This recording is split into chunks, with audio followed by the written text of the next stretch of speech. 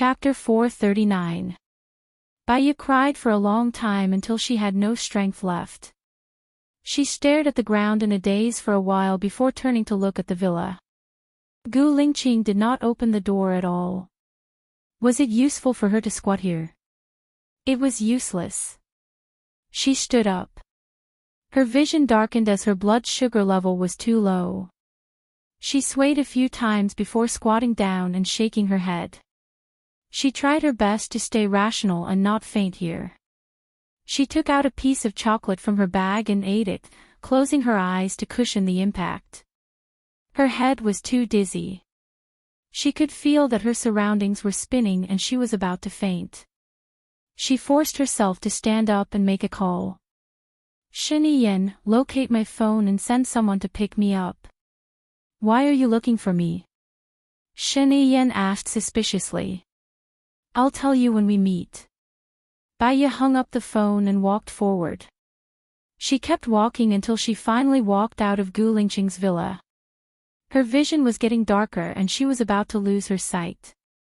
She held onto a tree and remembered that there was a chair nearby. She clenched her fists and walked towards the chair. She could not hold on any longer and fainted. After a long time, she opened her eyes. The sky was gray and it seemed to be 6 p.m. She sat up and looked around. She was in an unfamiliar room. She remembered calling Shiniyan before she fainted. Was it Shiniyan who brought her here? Or was it Gu Lingqing? Thinking of Gu Lingqing, her heart skipped a beat. She got up from the bed and opened the door. She saw Shiniyan sitting on the sofa reading the newspaper. He was wearing a black vest, looking noble and elegant with a noble temperament. His every movement showed the demeanor of royalty. As he flipped through the newspaper, he seemed to have noticed her existence. He looked at her quietly and curled the corner of his lips. His eyes were calm like a bottomless ancient lake. Baya looked at Shiniyan too. She knew that Shiniyan was a ruthless and decisive person. His methods were not inferior to anyone else's and he had a strong grasp of things. That was why he could stand out from so many candidates. Not many people had this kind of courage. "Breakfast will be served in 15 minutes. Sit." Shiniyan glanced at the seat opposite him. Breakfast? So it was already morning. She had been asleep for a long time. She sat down opposite Shiniyan and looked down without saying a word. Shiniyan chuckled and put down the newspaper. "The first time I saw you, I thought you were pretty good. A woman who could make the cold and aloof Gu Lingqing fall head over heels for you must have a high EQ. If I had a high EQ, I wouldn't have been chased out and needed your help," Baya said coldly.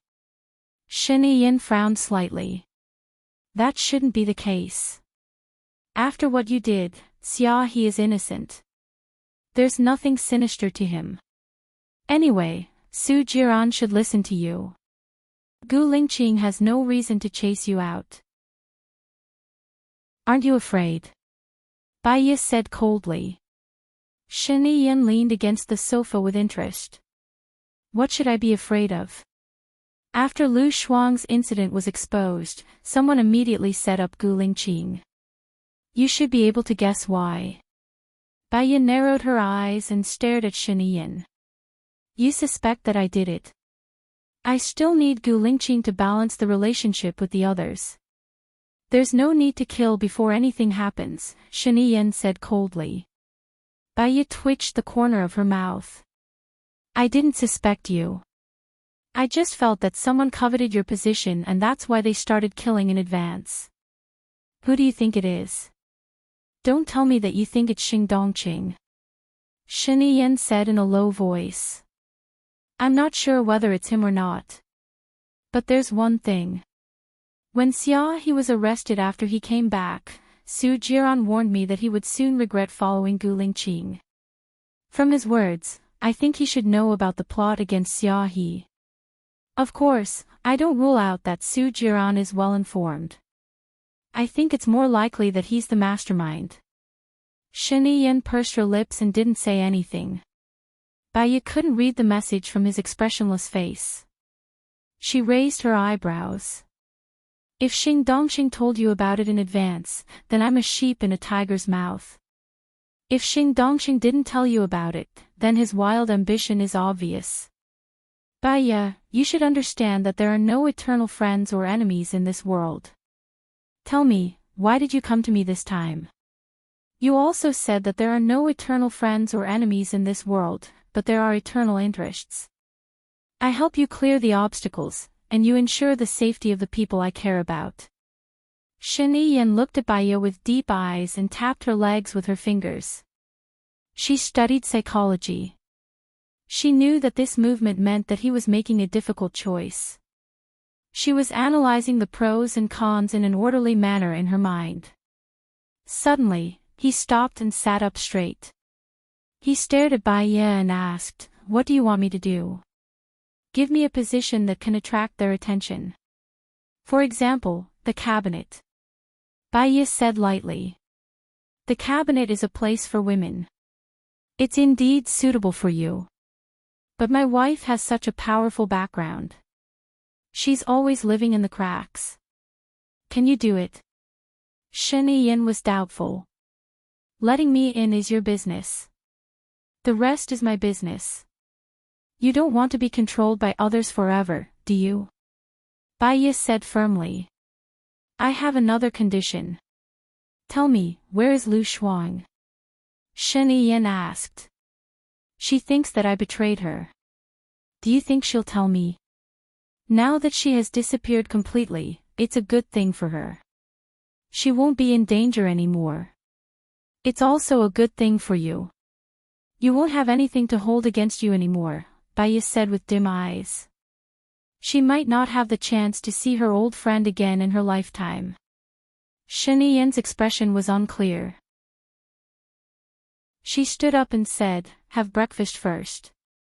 It's not a problem to arrange for you to enter the cabinet. But you're pregnant. Do you want to reconsider?" "What?" Baya paused and looked at Shen Yiyan in surprise. "Don't you know that you're pregnant?" Shen Yiyan asked back. Baya was a little absent-minded. She was actually pregnant. The doctor said that her period of delivery was from the 5th to the 10th. How could it be so soon? Could it be when she was in Country X last time? Look at your reaction. You really don't know. I was thinking that if Gu Lingqing knew that you're pregnant, he wouldn't kick you out. It turns out that you don't know. Do you want to discuss with him before making a decision?" Shen Yiyan asked. "There's no need. I'll make my own decisions.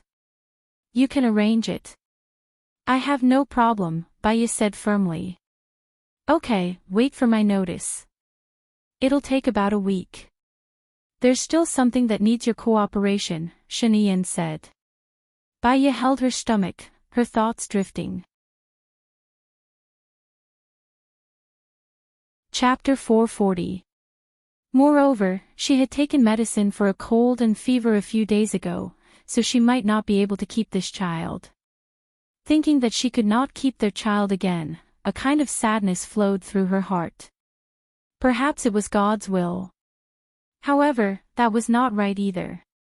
She had been lying in the hospital for a week, and the doctor did not say that she was pregnant. When she came out of the hospital, she and Gu Lingqing had only been together for a few days, so it was too early to say that she was pregnant. After she went out later, she had to first go to the hospital to find out what was going on. Baya stayed at Shen Yiyan's place to eat breakfast. From time to time, he would look at her, and an indiscernible expression flowed through his eyes. He seemed to want to say something but was hesitant, as if it was taboo. In the end, he did not say anything and lowered his head to eat. Although Baya did not look at him, she saw all of his actions. He did not speak, and she did not ask. After all, the relationship between her and Shen Yiyan was very subtle. He saved her, and she was a friend of the woman he loved. Together, they hurt the woman they both loved. However, she should cooperate with him for personal reasons. After breakfast, Bai looked at Shen Yin and said, "If Su Jiran comes to ask about my identity again, I will confess that I am your person. I hope you will not expose me. We haven't even started, and you already want to sow discord between me and Xing Dongqing." Shen Yin leaned lazily on the chair and looked at him with drooping eyes. "Don't you want to give Xing Dongqing a warning?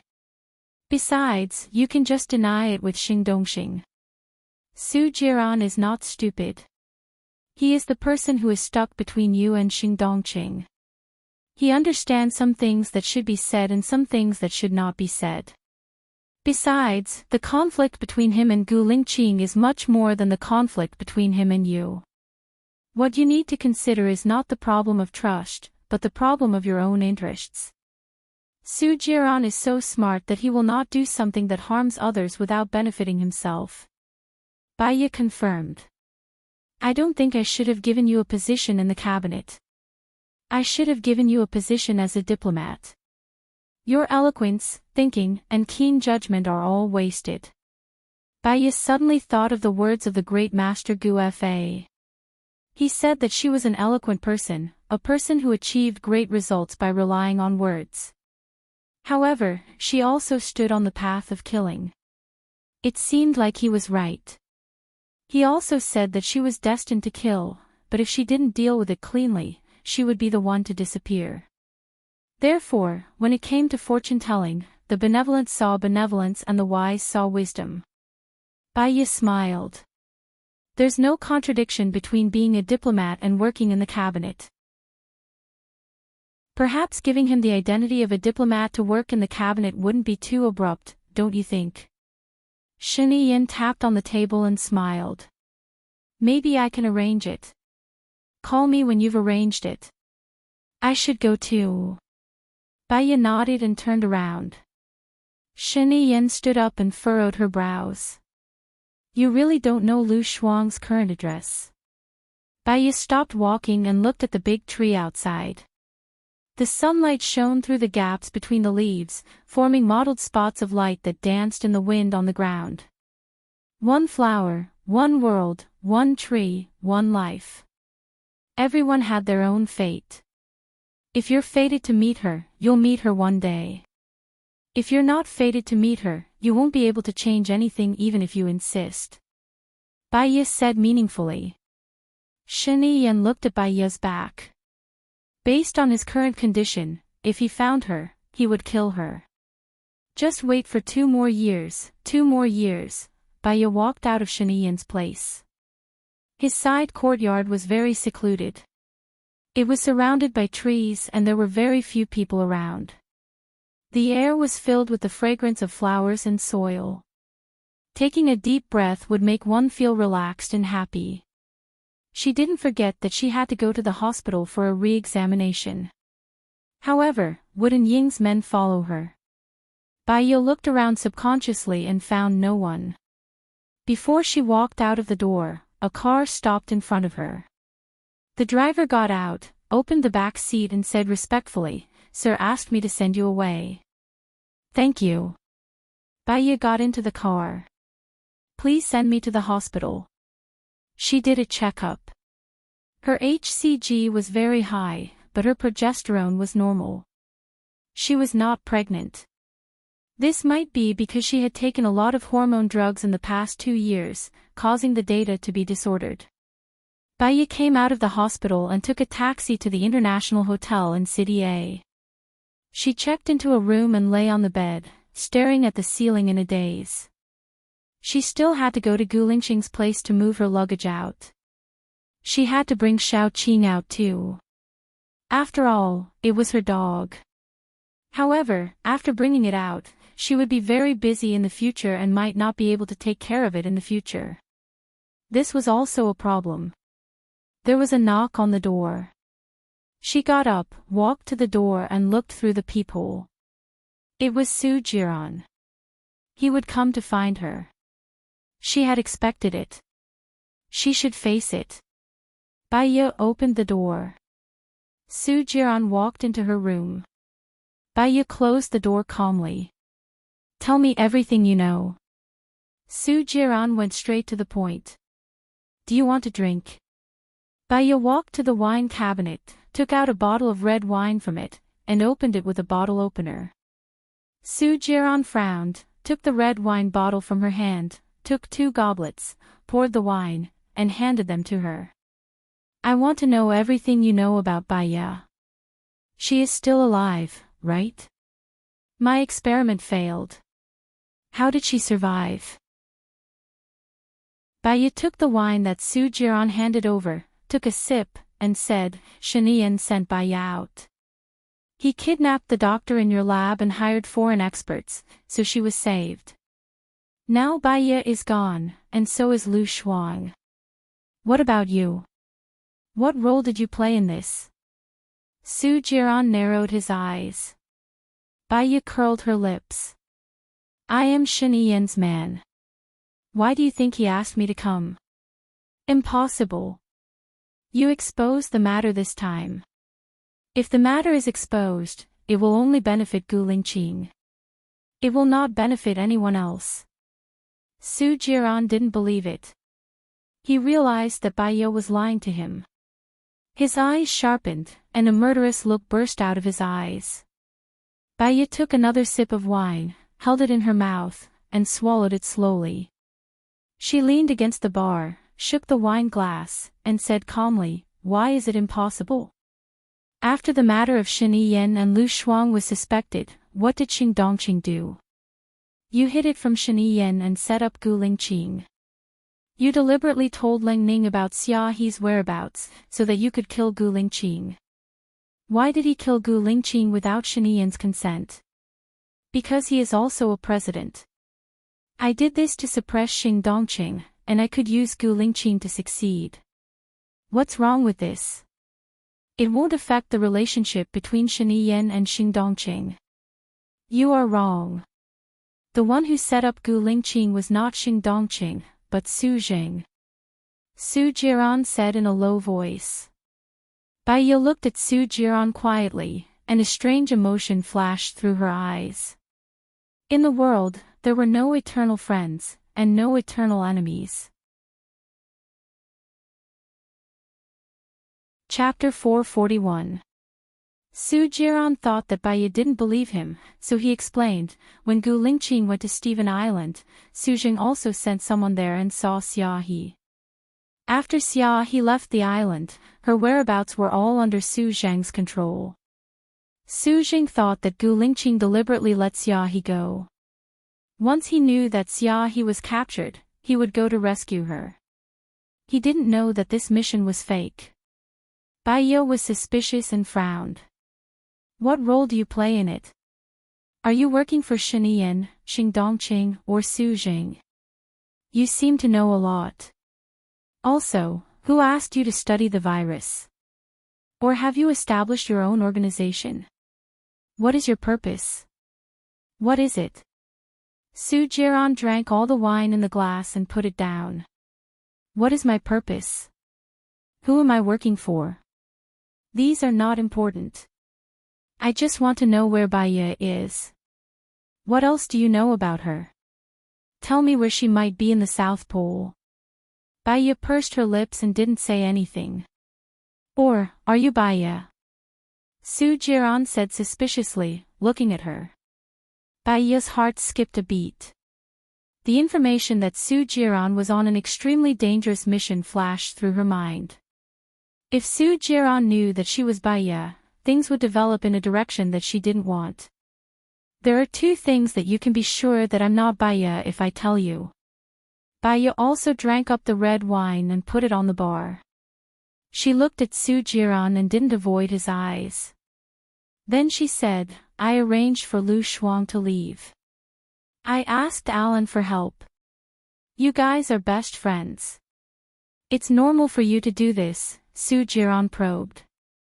I also arranged for Lu Shuang's parents to go with her, but I secretly told their whereabouts to Shin Yiyan. As a result, Baya paused, and his eyes darkened. He continued, someone from Shin Yiyan's side leaked the news. Someone went to assassinate Lu Shuang and killed Lu Shuang's mother by mistake. Don't tell me that it was Xing Dongqing who assassinated Lu Shuang.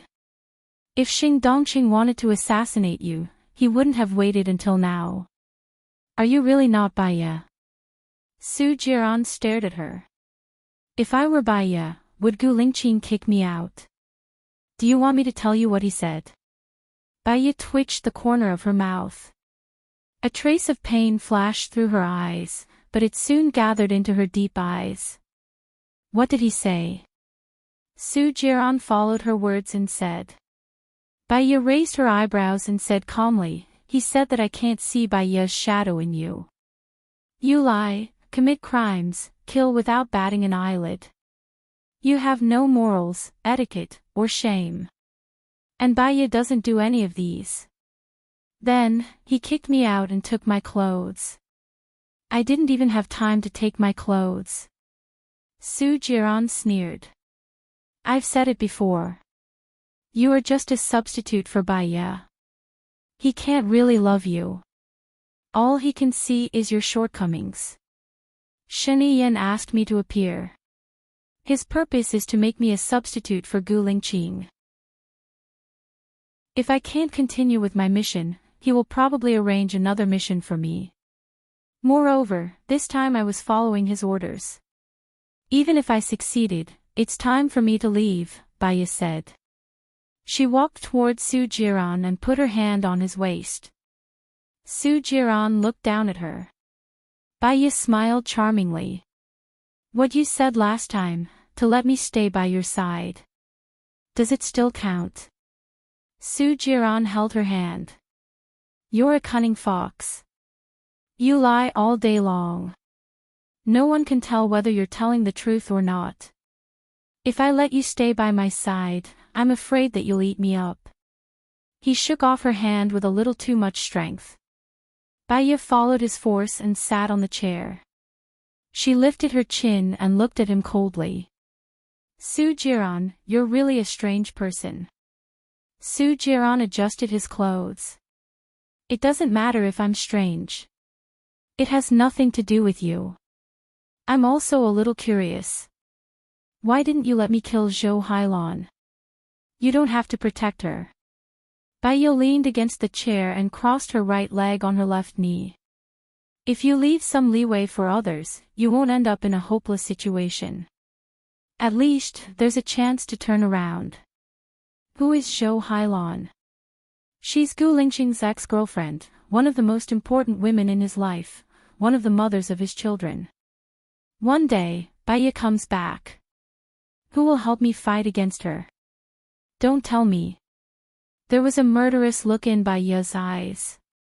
You want me to expose my nature as a hunter and scare Gu Lingqing away? Wu Nian, don't blame me for not reminding you. Xing Dongqing is not someone to be trifled with. Don't be a charging sheep. You won't be able to take advantage of him and get killed first. Su Jiran said coldly. Ha! Baiya chuckled. She picked up the bag on the bar counter and took out the recording pen. She threw it to Su Jiran. Su Jiran asked, "What's this?" "I can't kill Xing Dongqing, but this recording can kill you easily." Baiya smiled and looked at him confidently. Su Jiran frowned. "Wu Nian, what do you want?" "I want you to die." Wu Nian said indifferently and paused for a moment. A murderous look shot out from Su Jiran's eyes. "That doesn't mean anything to me." Wu Nian continued, "I just hope that we can be on the same side in the future and fight against the enemy together. Some things can't be certain. It's very possible that in 10 years, the president will be you or me. You're very ambitious." Su Jiran judged. Wu Nian stood up. "The same goes for you. You're prettier than Baiya. But you're more ruthless than her. You're not a good man." Su Jiran put the recording pen on the bar counter. There was no point in taking it away. He believed that Baiya had a backup. "Let's talk in the future." Wu Nian watched as Su Jiran left the room and disappeared from her sight. Her tense nerves relaxed, and she sat down on the chair. When they were young, parents would teach their children not to lie. Children who lie will be eaten by wolves. When they grew up, they realized that the world was full of lies. Sales representatives, actors, politicians, interpersonal relationships, husband and wife, how to conduct oneself, and how to be a person.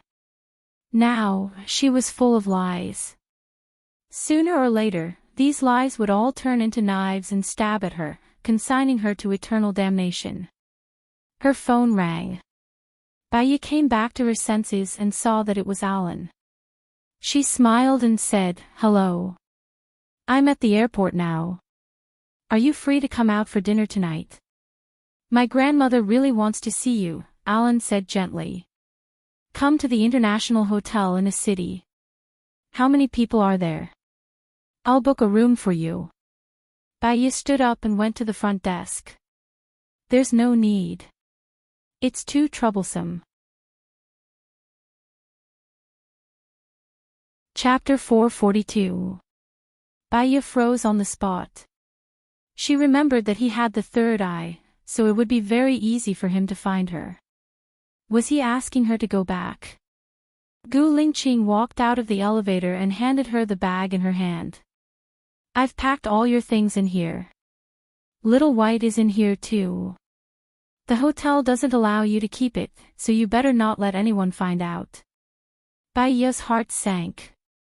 It turned out that she was here to return her things. I really don't have time to take care of Little White. Please take care of him for a while." Gu Lingqing stared at her steadily. The corners of his mouth twitched as he said meaningfully, "Are you very busy?" "Yeah." Baya replied. Gu Lingqing opened the bag and carried the quiet Little White up. Little White barked at Baya. Baya patted the puppy's head. The puppy was so comfortable that it whimpered and licked Baya's hand. The corners of Baya's mouth curled up slightly. Gu Lingqing looked down at her, and his eyes unconsciously softened a little. But in the end, he steeled his heart, turned around, and pressed the button for the elevator to go down. Baya looked at his reflection in the elevator. Their vision collided with each other on the metal surface of the elevator. Baya lowered her eyes, turned around and walked back to the room. She took out the clothes and documents from the bag and sat on the bed in a daze for a while. Then, she remembered that she had something to do and looked at her phone. It was still on. She put the phone to her ear and asked, "Alan, are you still there?" "Yeah." Alan replied. "I'm sorry, I bumped into Gu Lingqing suddenly and just talked for a while." "I'm sorry, you guys are still at the airport, right? I'll come and pick you up." Baya stood up. "No need, we're already in the car. We'll go to your hotel later," Alan said gently. He was a person with a high EQ. He usually wouldn't ask about things that would make others feel awkward. So, even if he knew that her relationship with Gu Lingqing wasn't good, he wouldn't bring it up. "All right, the few of you. It will take about an hour to get here from the airport. Let's have lunch together at noon and I will show you around."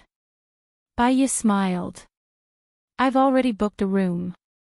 Let's talk when you arrive." Alan hung up the phone. The weather was getting colder and colder. She didn't have many clothes, and she would have to deal with the politicians and noblewomen soon. She had less than an hour to go to the shopping mall next door and bought 3 sets of clothes and a set of cosmetics. When she returned to the hotel, she received a call from Alan.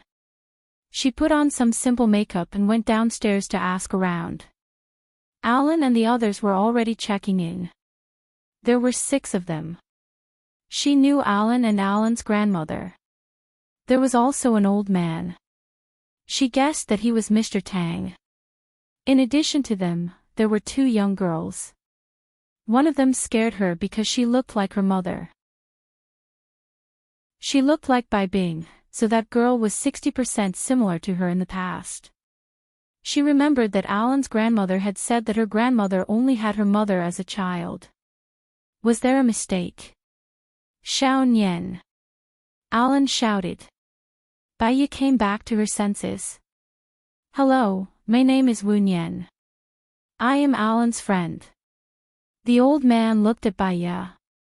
Baya let him look at her. She knew that he was thinking about whether she looked like his wife or not. Alan smiled and said, "Let me introduce you. This is Mr. Tang. This is Chiao Na. That is Chiao Na's daughter. The one over there, who looks like your mother, is your grandmother's sister's child." No wonder. Baya understood. "After you put away your luggage, I will wait for you in the hall. We will go out for lunch later." Okay. Okay, Alan, you chat with Xiao Nian. We will go up and come down. Alan's grandmother said. Alan stayed to accompany Baya. Baya saw that there were 6 of them. An ordinary car could not fit them, and the SUV-7 was too crowded. She called Shaniyan. I am now at the International Hotel in a city. Lend me a car." Alan smiled and grabbed Baya's phone. "Sorry, wrong number." "What's wrong?" I don't have a car. I used the money to buy a ship." Baya explained. "I have a car. It's parked outside. Did you forget? I said before that I have investments here. The company I invested in has sent a car." Alan explained. "Right, how much did you help me pay for the mercenaries?" Baya asked. "Not much. Don't worry about it. For me, that money is just for talking to you for a few minutes." Alan smiled. "How much is it?" Alan put his arm around her shoulders and pulled her into his arms. "You saved me twice. Otherwise, I would have died a long time ago. Don't let me owe you so much, okay? But you have helped me a lot too." Alan smiled. "For me, it's just a small effort." "Alright, you thank me. When will you stop thanking me? Don't forget that you promised to cook for me." "I will always remember that." "Got it. One more thing. Is Mr. Tang going to do a paternity test?" Baya turned around and looked at him.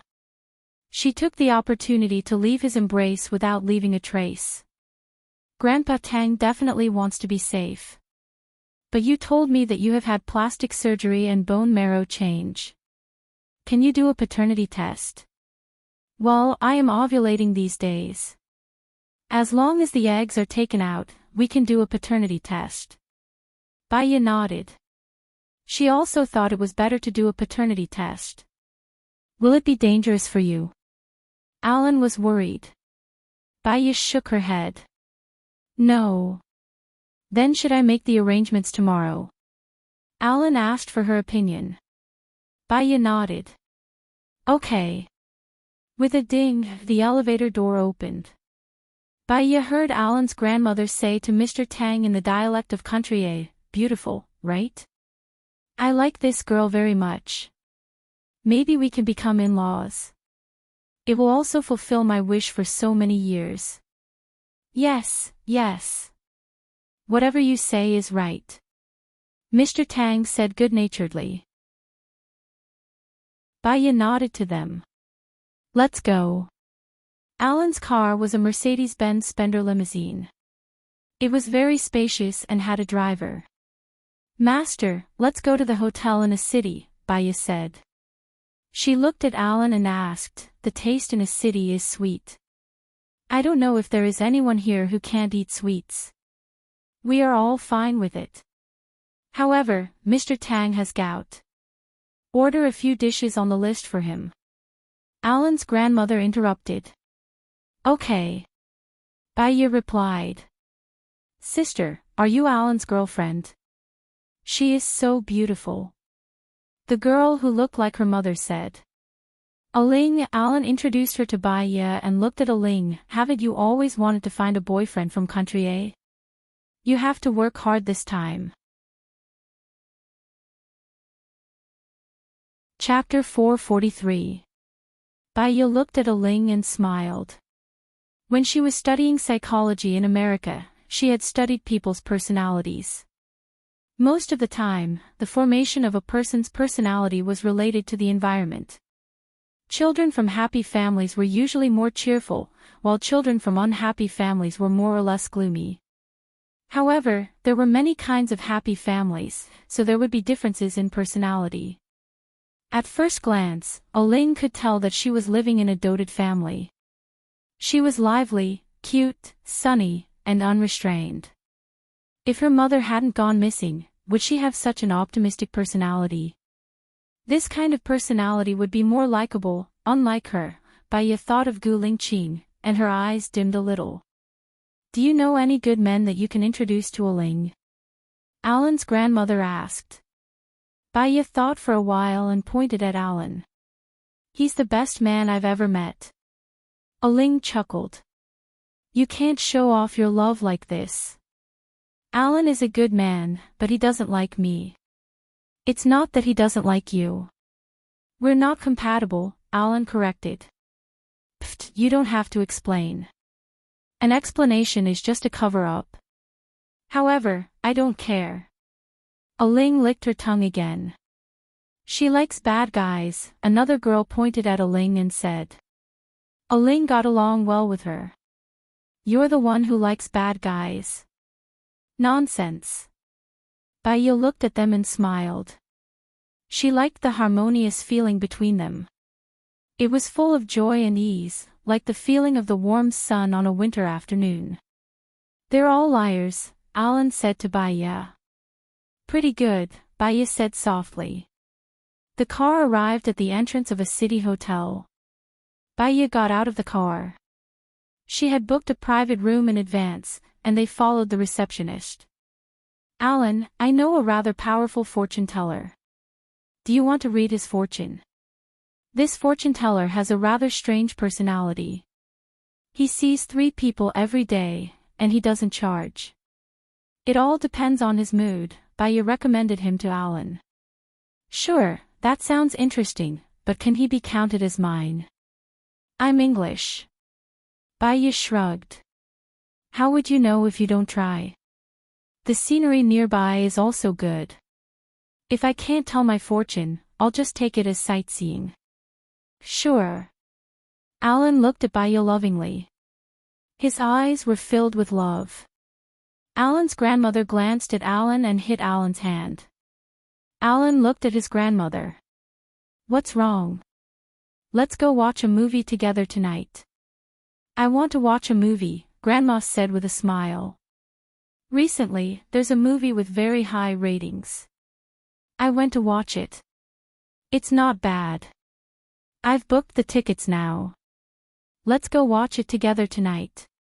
Baya recommended. Good, good, good. Grandma beamed with joy. They sat down in the private room. Baya ordered a table full of dishes. In the middle of the meal, Aling went out for a walk and came back. She whispered something into another girl's ear. Michelle, these two are good friends. They used to hang out together, Alan introduced them to Bai Shui. What are you talking about? Speak louder. Let me listen and have some fun, Alan's grandmother said. Over there. There are 2 handsome men over there. One is colder, like a model on the cover of a magazine.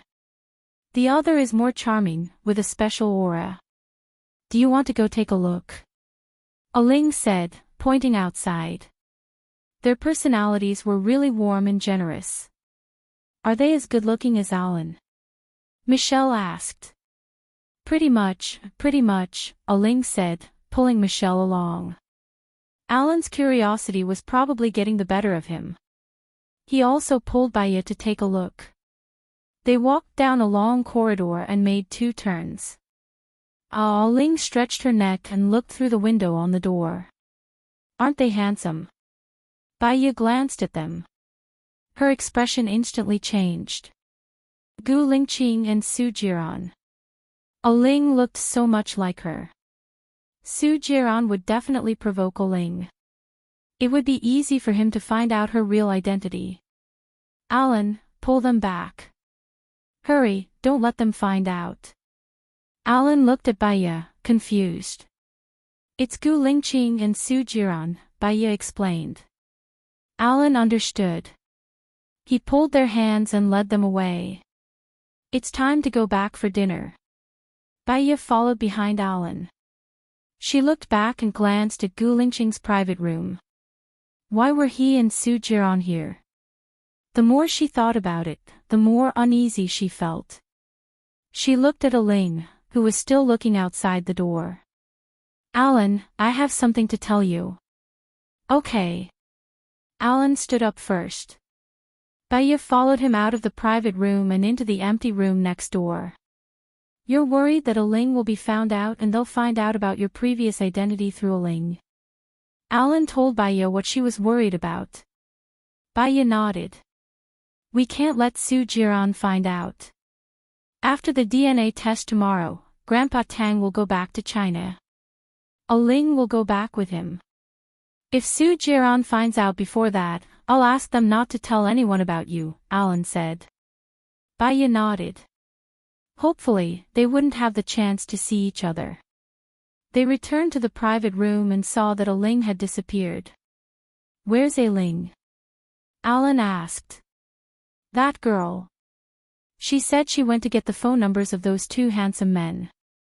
She's really ready to marry back to a country, Alan's grandmother said helplessly. Alan and Baya looked at each other and they rushed out. Aling was already at the door of Gu Lingqing's private room. Aling, don't go in, Alan shouted. Aling pushed the door open. Baya's heart skipped a beat. This time, it's over. She stopped on the spot. Aling retreated and asked Alan, where are they? I saw them here just now. Baya's dead heart came back to life. I'll go out and look for them. They should still be at the door and haven't gone far. Aling ran towards the door. Alan grabbed her waist and stopped her. Girl, be more reserved. This is a country, not England. They might have girlfriends already. There are also many handsome men here. You've just arrived and you've already met two of them. If you ask for their phone numbers, you'll probably get a few hundred phone numbers in a day. It's too much for you to find a boyfriend. Aling scratched her head. You're right. I'm too excited. I'll wait a little longer. Aling returned to the private room with a smile. Do they know about me and Mr. Tang? Baya asked Alan. I don't know. Mr. Tang is a very conservative person. He won't tell his children unless he's absolutely sure, Alan said with certainty. Even if you're sure, it's better not to say it. Baya was worried. About this, you can talk to Mr. Tang when the results of the DNA test are out. He should respect your opinion. After all, he always felt that he owed your grandmother and mother. Baya nodded. We'll talk about it when the DNA test results are out tomorrow. Chapter 444. Baya sat in the VIP lounge of the private hospital, waiting for the test results. Yesterday, when she took them out to play, Aling had been complaining and regretting that she didn't meet the two handsome guys again. She was really worried. After the test results came out today, Mr. Tang would go back to England. Alan looked at Baya and said, Don't worry, I've already told them. My grandmother and her people won't say a word. Baya nodded and said, Thank you. I needed your help when I was abroad, and I still need your help now. You don't have to say thank you. I only care about my food. Baya chuckled and said, I have a cruise ship with a kitchen. I'll invite you to my cruise ship. Won't your grandmother get seasick? Yes, she probably won't, Alan said with a smile. The doctor came out with the report. Dr. Chin, how is it? Alan asked.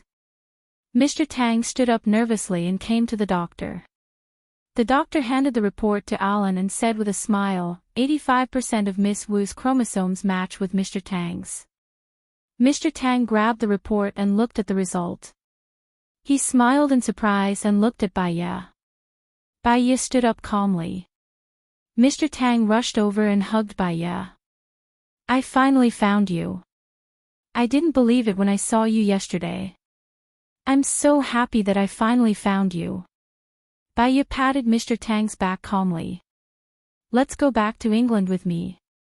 I'll make it up to you, Mr. Tang said, holding Bai Ye's hand. Bai Ye shook her head. Mr. Tang's eyes dimmed and he said worriedly, Why? You don't want to recognize me? No, I'm very happy to find my own family. I know that I have a grandfather, and he has been looking for my mother. For me, it's very important. That was enough. I hope that no one will know about our relationship. That will cause unnecessary trouble, Bai Ye explained gently. Why? You're the granddaughter of the Tang family now. I couldn't take good care of you when your mother was wandering outside. Now that I've finally found you, I'll definitely make it up to you. What do you want? I will give them all to you, Mr. Tang said sincerely. He was afraid that Bai Ye wouldn't recognize him. That's the problem. Whatever you give me, your other children and grandchildren will get less, but I don't care about that. I recognize you as my grandfather, and you know that I'm your granddaughter who has been wandering outside. That's good. I'll call you every year and give you a call to give you a lot of money. I said hello to you. This isn't enough. This isn't enough. Lil Wan already has half of everything. You're her only daughter's child and Lil Wan's only heir. This is what you deserve, Mr. Tang said with reddened eyes. Bai Ye had heard from Alan's grandmother that Mr. Tang had always felt guilty towards his first wife because he had married another woman. She had even said that if he hadn't been good when he was alive, what was the use of dying? Dead people wouldn't be able to see. Bai Ye still shook her head. I don't need it. Thank you. But this is enough. Also, I hope that you won't let anyone know about our relationship. Please. Mr. Tang cried. If you accept half of my assets, I won't tell anyone. Bai Ye smiled. If I accept your assets, then I won't be able to explain myself. Moreover, I don't know how to do business. It's not appropriate for you to give it to me. Then give me the money. You must accept it. That way, even if you don't recognize me, I can feel more at ease. Mr. Tang held her hand tightly. It's not that I don't recognize you. Bai Ye explained. Xiao Nian, you should accept it. Grandpa Tang is old. This is his sincerity towards me. Letting him fulfill his wish is also my filial piety, right? Alan said. Bai Ye glanced at Alan. What he said made sense. She didn't want to waste too much energy on this matter. Thank you, Grandpa. Mr. Tang smiled and patted Bai Ye's hand. That's right. Alan, I'll have to trouble you to handle this matter. Well, it's not a problem. On the way back, Bai Ye felt more and more uneasy. She looked at Alan who was sitting next to her. Alan was looking at her. When he met her eyes, he smiled and said softly, What's wrong? Mr. Tang transferred the money to my card. Is it okay in your country? Is he an overseas Chinese or a British resident? Bai Ye lowered her voice and asked. He's an overseas Chinese now. He doesn't want to change his nationality. His children are already authentic British. You don't have to worry about the transfer. I know what you're worried about. To put it simply, I have several companies in a country. The market value of some of them is very high. In fact, it's just a bubble economy. I can transfer them to you. You can sell them to him at a higher price. The money will be in your pocket. When the time comes, the tax will go through the normal legal process. Alan explained. Bai Ye roughly understood. She looked out of the window with a heavy heart. "You're not happy," Alan said worriedly. "You're right. At least I can make Mr. Tang feel at ease if I take it. Why not? He can also help me keep it a secret. I'm not feeling emotional because some other things are piling up. I can't lift my spirits," Baya said honestly. "Just tell me if you need my help. No matter how others betray you, I will never do it," Alan promised. Baya smiled. Her smile was faint. Her eyes were filled with melancholy. "Thank you." Alan could tell that she was not happy. "Where's your boat?" "I'll tell my grandmother. We can go there now. It should be good to go fishing on the sea." "Okay, that's a good idea." Baya agreed easily. "Xiao Nian and I want to go to the boat. We might not be back today." Alan made a call and purposely turned on the speaker. "Oh. That's great. Jonah and I want to do something old people like to do. It's not suitable for you young people to follow us. Aling and Michelle have gone shopping again. They're the reincarnation of monkeys. They don't want to follow us. You guys have fun," Grandmother said happily. Baya looked at Alan in surprise. After he hung up, she asked, "Just the two of us? I can sleep at the bow." If Baya refused again, it would seem unreasonable. "That's not necessary. There's a living room." After sending Grandfather Tang back to the hotel, they went to the supermarket to buy some ingredients. They drove for more than an hour to the pier. "Your boat looks pretty good. What made you want to buy a boat?" Alan was pleasantly surprised. Baya smiled. "It was a sudden impulse. Come up and take a look. I'll cook." Chapter 445. Baya's mind flashed with the information that Mr. Gu was Gu Lingqing.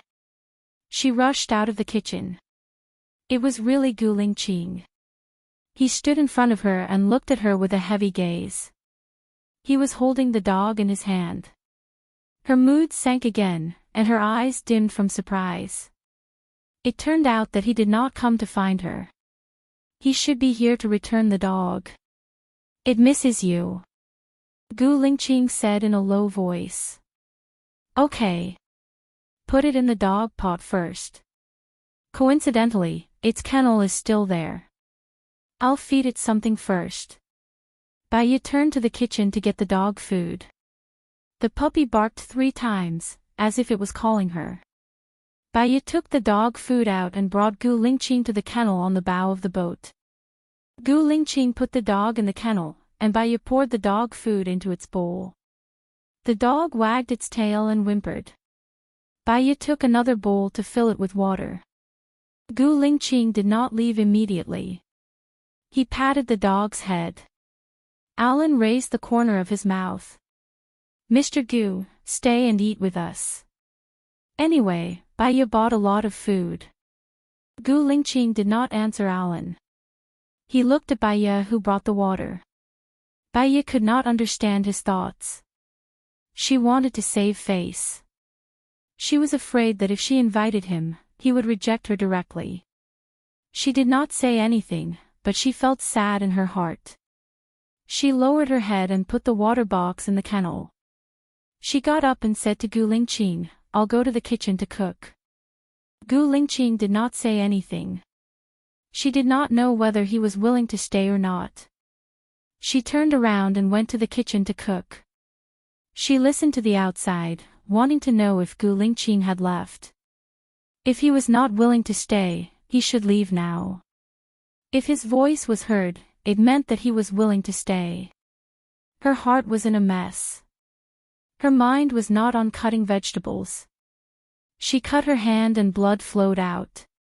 He hadn't heard Gu Lingqing speak yet. He was probably a little sad that he had left. Love wasn't just about loving each other. It needed to be managed. If it was managed well, they would love each other for a lifetime. If it wasn't managed well, they would eventually break up. Her personality, Baya examined himself and sighed. You're always like this. I really shouldn't let you cut vegetables in the future. Gu Lingqing's voice sounded. Baya looked to the right in surprise. It was really Gu Lingqing. He smiled. He glanced at her, held her hand, and washed it with the tap. Do you have hydrogen peroxide and bandages? There's disinfectant and wound pads. They're in the bedside table, Baya said. She looked at him and smiled. Gu Lingqing let go of her hand. Do it yourself. Yes. She turned around. Gu Lingqing held her arm. Baya glanced at him. Gu Lingqing's eyes darkened. Bring it over. I'll help you paste it. Baya smiled and nodded. She went to the room to get the first aid kit and bumped into Alan. He smiled gently at her. Something came up. I have to leave first. Agud, you deserve to be happy. Baya's eyes were a little moist. She understood that he did it on purpose. Although she and Alan hadn't known each other for a long time, he was like an angel. Every time, he would send warmth and help her solve her problems. Thank you, Alan. You never need to say thank you to me. All right, hurry up and go in. I'll contact you later. I'll contact you later. She watched him get off the boat. He turned around and waved at her. He smiled brightly, got into the car and left. Alan was really a good person. He never gave others a burden. He was relaxed and comfortable with others. He was brave, loyal, optimistic, tolerant, and able to pick up and let go. God wouldn't let such a person suffer from a serious illness. Baya watched Alan leave.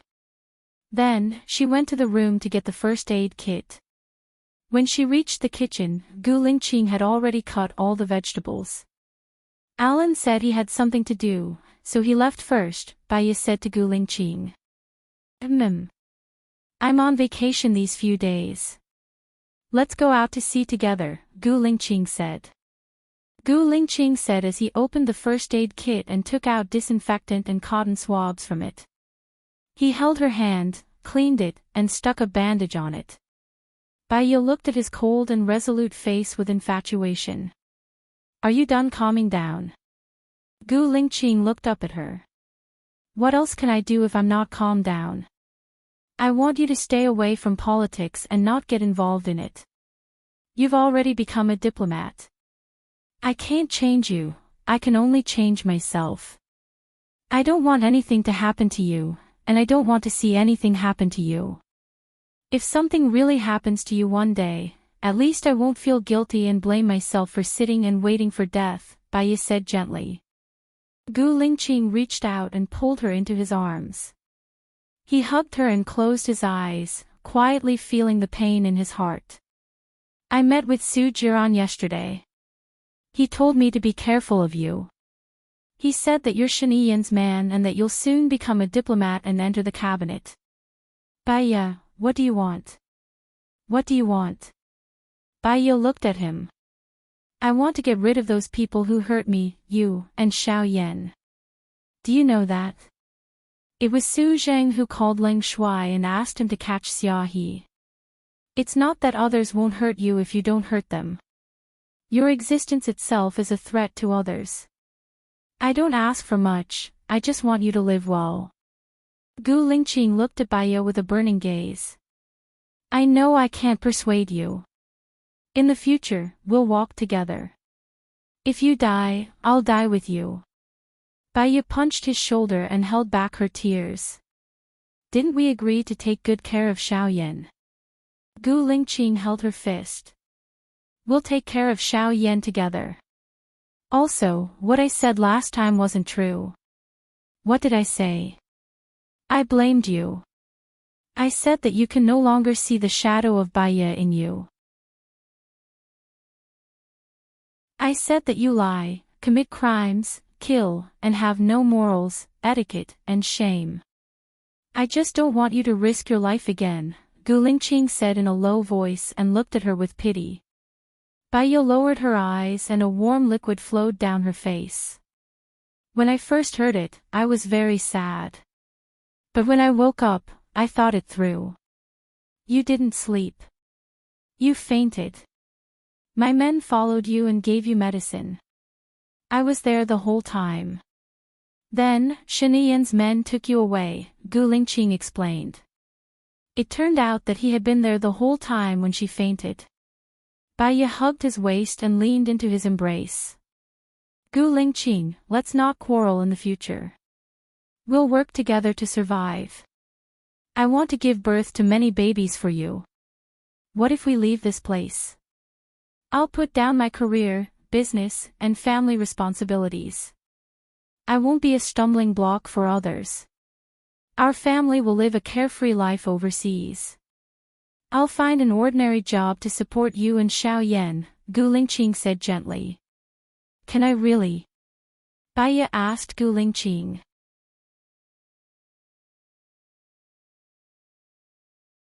Chapter 446. As for killing, it was because he did not want to. Gu Lingqing nodded. Yes, to me, there is no one more important than you and little Yen. What about your parents? After all, you're their only child. Baiyu was worried. Bring them along. Be filial to them and enjoy the rest of your life. Gu Lingqing said. That's good. Baiyu nodded. By the way. Oh right, I'll cook first. I haven't had lunch yet. I'm a little hungry. Your hand is injured. Rest for a while. I'll cook, Gu Lingqing said softly. This injury is nothing. Even if it's nothing, I'll still rest, Gu Lingqing said. He turned on the gas and added oil. Baiyu stood beside him. What about the people from the dark shadows? I've seen them. They're really willing to risk their lives for you. Gu Lingqing added spinach. There was water on the spinach, and it made a loud sizzling sound in the oil. Gu Lingqing stir-fried it a few times. When the sound subsided, he said, I'll make arrangements for them. They're all capable people. Ling Shuang will take good care of them. Ling Shuang. Baiyu chewed on the name. He's always wanted you to be the president. No matter how high I climb, when I die, I won't be able to leave anything behind. Even if it's recorded in history, it'll be changed by the people in charge later on. It's hard to say whether it'll be good or bad.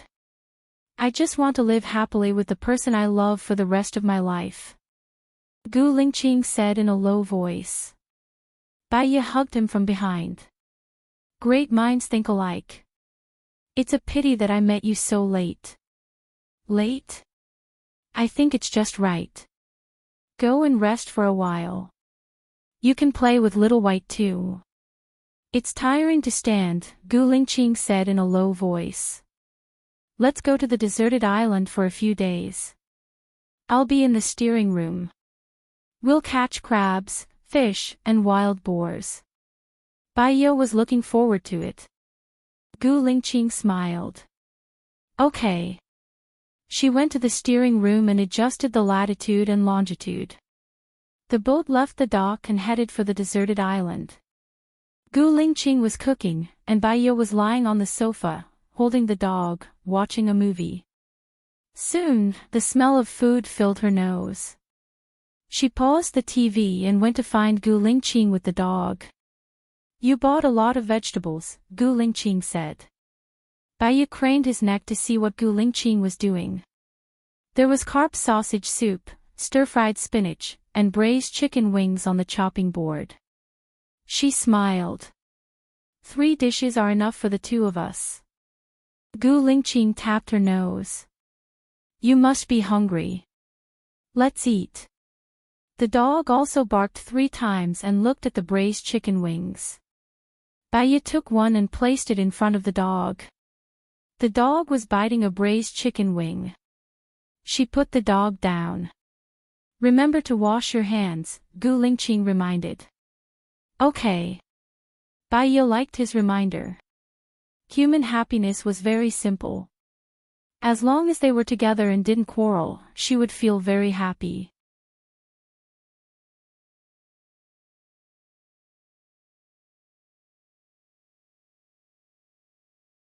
She closed her eyes and the boat swayed. After a while, she also fell asleep. After some time, she opened her eyes. The sky was already dark.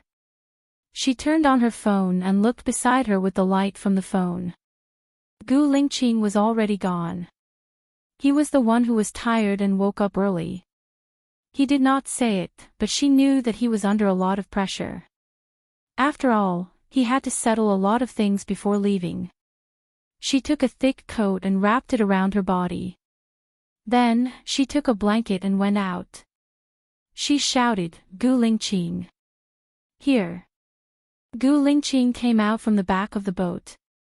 When Bai Ye saw him, the corner of her mouth turned up. She walked towards him and passed the blanket to him. "It's cold at night. Put on the blanket. I forgot to prepare some things for you on the boat.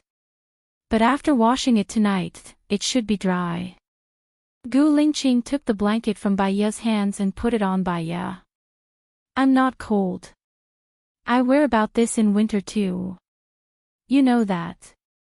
Also, if you are talking about underwear, I brought it." "Aw. You brought it?" Bai Ye looked at him in surprise. That meant that he came this time to stay here. She was worried for a long time and even cut her hand.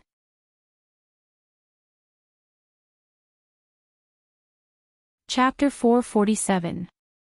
In the evening, they did not finish the chicken wings from lunch, but they finished the fish soup. Gu Lingqing made winter-gourd pork rib soup and tomato eggs. Bai Ye ate Gu Lingqing's cooking happily. After dinner, the two of them watched a movie in the living room. Movies were bubble dramas. She could tell that Gu Lingqing did not like to watch them. "What do you want to watch?" "I've downloaded a lot of movies with all kinds of themes."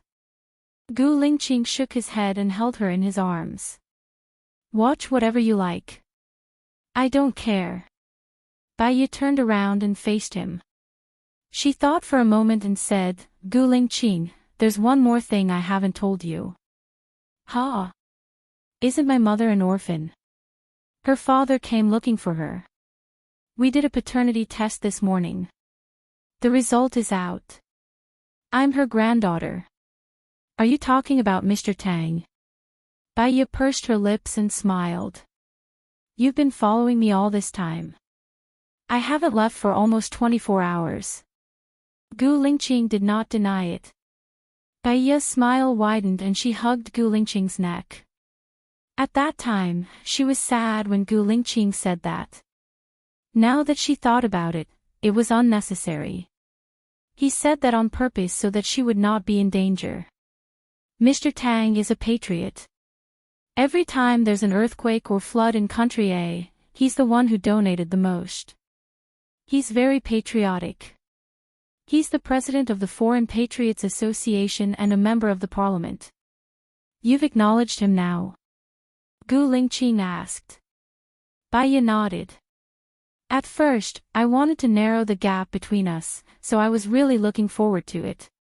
But then, I found out that he had a little girl with him who looked like me. I was worried that Su Jiran would find out that I was Bai Ye, so I only met him in private. So, I only acknowledged him in private. Because my grandfather owes my grandmother, he insists on compensating me. He will give me some money, and I will take it to fulfill one of his wishes." Gu Lingqing rubbed Bai Ye's head. "I'm sorry, I should be the one accompanying you. I know why you did it. It doesn't matter. I really don't know if you are stupid or not.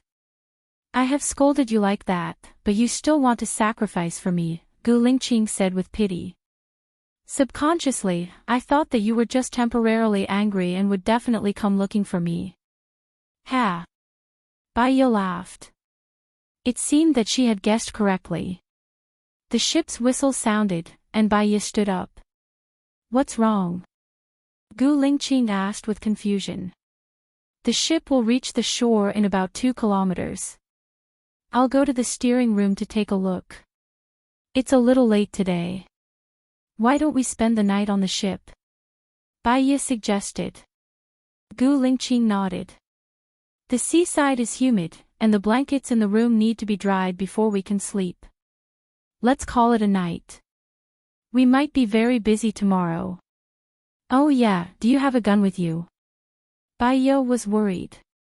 If we encounter a black bear or a wolf, we'll be in trouble. Yes, I do. I applied for special permission. I'll go with you to the steering room, Gu Lingqing said as she held Baya's hand and walked. He saw Baya turn on the headlights, and the view in front suddenly became clear. Whether it was the naked eye or the video, he could see the beach and his house. Baya skillfully adjusted the direction and speed, and stopped 50 meters away from the island. She lowered the anchor and fixed the ship. We're here, our home, Baya said with a smile. Gu Lingqing also smiled. She looked at the time on her watch. It was 8:15 a.m., and it was still early to sleep. I also bought meat. Do you want to barbecue at the bow of the ship? Baya suggested. Can we? This ship of yours has quite a lot of functions. Gu Lingqing was quite surprised. These pots and pans, as well as the induction cooker and the oven, were all given to me when I bought the ship. I have some firewood in the warehouse.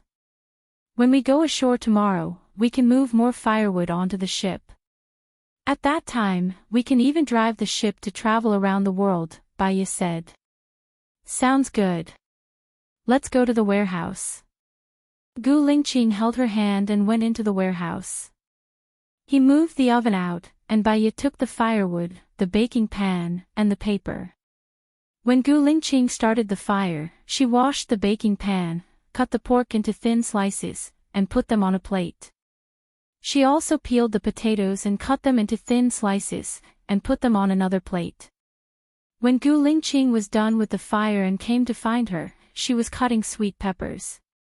Gu Lingqing, is our net still there? Yes, it's in the room.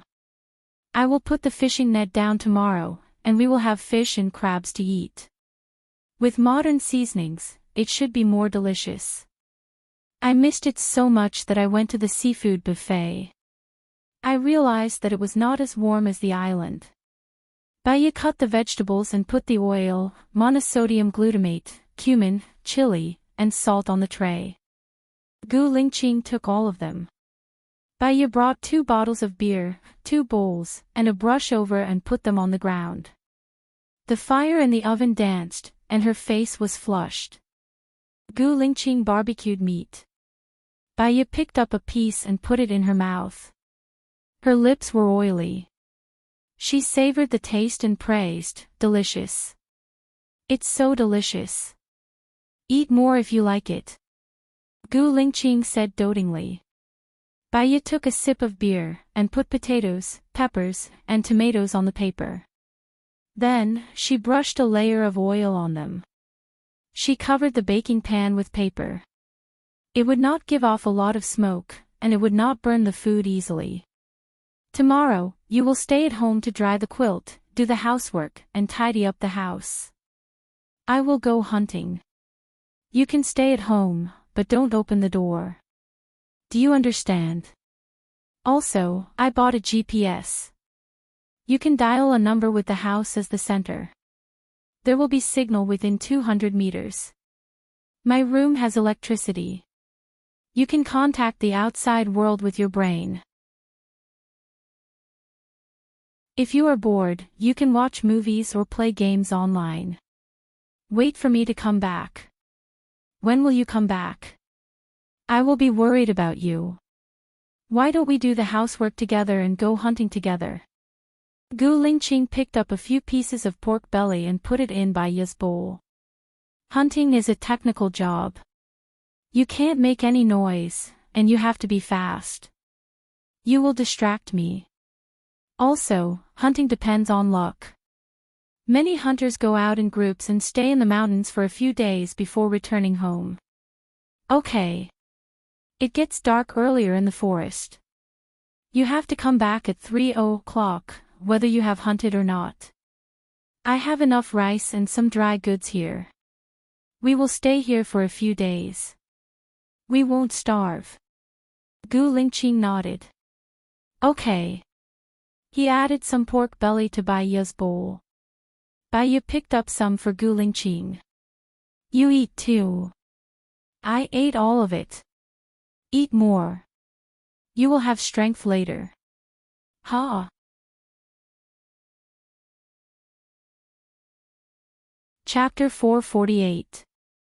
Firewood, fire, surging feelings, jumping blood. Under the romantic moonlight, the two of them entangled together, the floating light projected on the wall, everything was beautiful and serene. At 7:15 the next morning, Bai Ye woke up and looked to the right. Gu Lingqing also woke up, holding his head and looking at her. She smiled and took the initiative to hug him, nestling in his arms for a while. The weather is getting cold, put on more clothes today, Gu Lingqing said. Okay, I'll get up to make breakfast. After breakfast, we'll dry the quilt and then go to the beach to catch crabs. After eating, I'll take a nap and you'll go hunting, okay? Bai Ye arranged. Gu Lingqing smiled. Okay. He went to wash up first, and she put on clothes. She put on an extra vest and sportswear on the outside, which was more convenient for catching crabs. Coming out of the bedroom, the sun was shining brightly. She took a deep breath, and the air with the dampness of the forest and sea smelled especially fresh. She looked at him.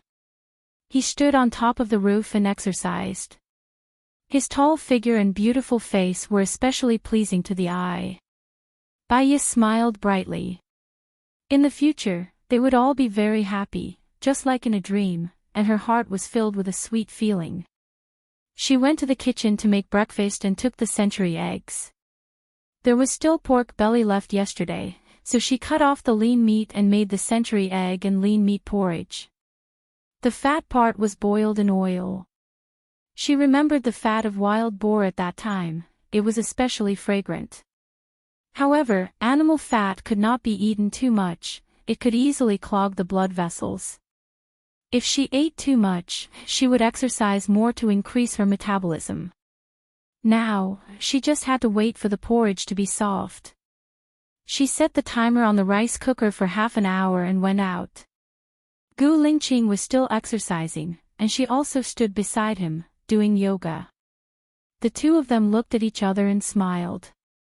Bai Ye looked into the distance of the sea and stretched. There's a treadmill in the living room, I'll buy some barbells next time. Okay. We're going to France. Why did you choose to settle in France? I thought it would be Germany or Africa. Bai Ye was curious. Do you remember that I invited you to France for a vacation?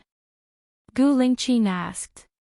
She remembered, but at that time, the two of them had a conflict again, so the trip was cancelled. You have a house in France? Yes, a little more than you think. We live in Bordeaux. That place is close to the sea. When we travel, we can drive our own boat there. We will pass by a few famous cities. We will stay in that city for a month and travel there. Gu Lingqing said with a smile. Is the procedure easy? The Gu family has exclusive docks in many places. It's not difficult. Bai Ye's eyes darkened. The Gu's was his family's business. If he wanted to sell it, he would definitely face a lot of criticism, including from his parents. Actually, it doesn't matter if we don't sell the Gu's. We can just put our headquarters in Bordeaux.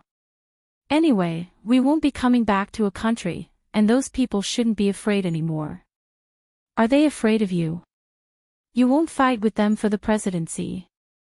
Well, let's not worry about this first. We will deal with it when we get back, Gu Lingqing said with a smile. They exercised together. Bai Ye was in a good mood and began to hum a tune. Gu Lingqing thought it was quite nice. What song is this? The person I love the most, Bai Ye said with a smile. Gu Lingqing also smiled and looked at her with a burning gaze. He repeated her words, the person I love the most. Good. Bai Ye's heart was beating fast and her face was red. Breakfast should have been ready. I will go down first. Let's go together. He held her hand and walked in front of her into the kitchen. The porridge was indeed ready. It was puffing and steaming. Bai Ye turned off the power and brought 2 bowls and spoons over. Gu Lingqing took the spoon from her hand and let out the air in the pressure cooker before opening the lid. The pot was still bubbling. The porridge was sticky. There was white rice, black century eggs, and dark red meat. It looked delicious. He scooped the porridge and brought it to the table. She took the poached eggs and chopsticks over and reminded him, be careful. It's hot. Eat it when it's cold. He nodded and opened the fridge. There was a whole chicken, a few cucumbers, a few carrots, and a bag of tea tree mushrooms. There were no other fresh ingredients. What do you want to cook later? I will cut the ingredients for you, Gu Lingqing said. Her heart warmed. We will have chicken soup for lunch. It is a whole chicken stewed in a casserole pot. There is no need to cut it. Then, I will cook a carrot, cucumber, and egg. That's it. The cucumber and carrot are not difficult to cut. I have cut the carrot. You can stir-fry it later. Gu Lingqing took the carrot out of the fridge. She started to wash it without saying anything. Then I will go wash our clothes. She walked into the room and washed their underwear. She hung them on the ceiling. When she was done, the porridge was cold. She added some hot porridge, and it was just right. After lunch, Bai Ye drove the boat to the shore and put down the ladder. Gu Lingqing carried the bucket and 2 small shovels down first. When she went down, Gu Lingqing carried her directly. Bai Ye grinned and pressed the remote control to put the ladder back. Some of the crabs on the shore felt the movement and quickly moved. Some drilled into the sand, and some quickly ran into the sea. Gu Lingqing put on white gloves for her. Some of the crabs did not run in time and jumped into their bucket. After only an hour, they had a bucket full of crabs. The products here are much better than on Stevens Island. Bai Ye sighed.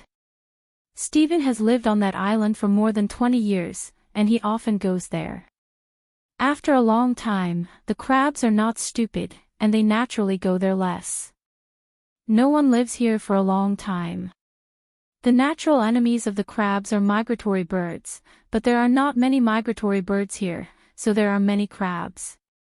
Gu Lingqing explained. We are going to France. I will miss this place. Bai Ye sighed. It will be fine to come here for a period of time every year. I am no longer in politics, and the business of goose is also on the right track. I still have time to accompany my wife. Gu Lingqing took her hand back to the house, unlocked it, and closed the door outside. Then we will cook here today. Bai Ye asked. There is a stove here, and the woodshed is full of firewood. I have bought all the seasonings. I will go to bed and bring the ingredients here later. Gu Lingqing lowered his head and glanced at the kitchen. Bai Ye made an okay gesture. I will dry the quilt. Gu Lingqing opened the door and went to the second floor to turn on the generator, the signal transmitter, and the induction cooker. When Bai Ye was drying the quilt, she heard the phone ringing.